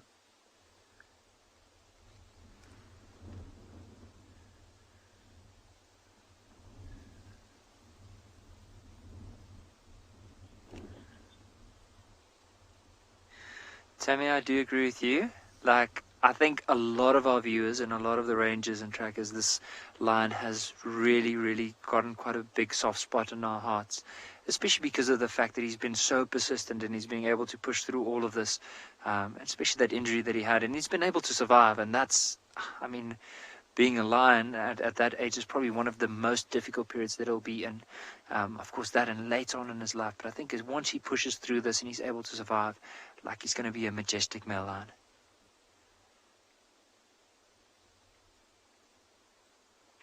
But you can still see, I mean, look at his left leg in comparison to the right one. If you look at the hips as well as the thighs, you can see that the left side is a little bit smaller. And I think the reason being is because he's not been putting a lot of pressure there. So a lot of the muscles have collapsed. But if you look at him now in comparison to maybe 2.5 months ago, that leg almost looked like there was no muscle around. So he's slowly starting to develop it again. So pretty soon, hopefully in the next 2-3 months, that leg will probably look a little bit more like the one on the right.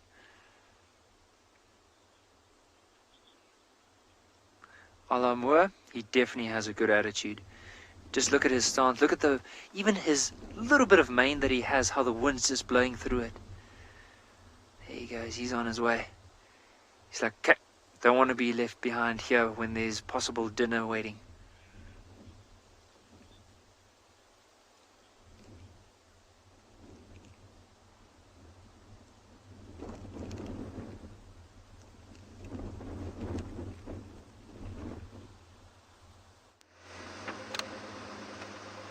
Hello, we've got some zebras over here, BK.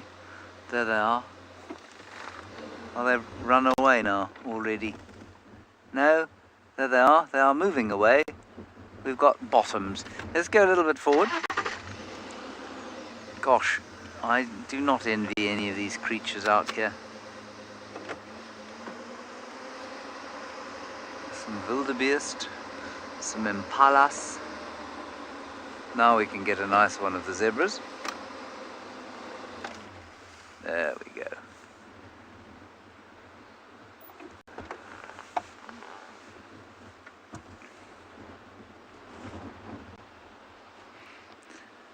So the wind is swinging slowly now from a northwester. It's now coming sort of straight from the west. And I imagine by tomorrow morning, when the unfortunates going on game drive will head out of camp, it'll be driving at them from the southeast, I think. And I suspect it'll be cloudy and probably fairly cold.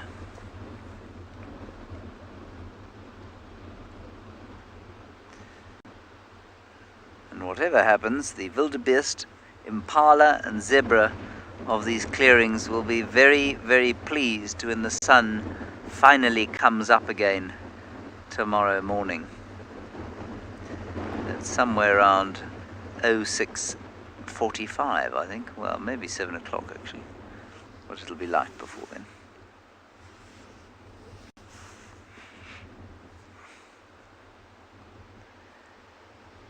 I'd be surprised if one of these trees wasn't blown over. Yeah, it's crazy. They do pop a little in black and white, these zebras. They're just sort of drifting outside of the range of the infrared.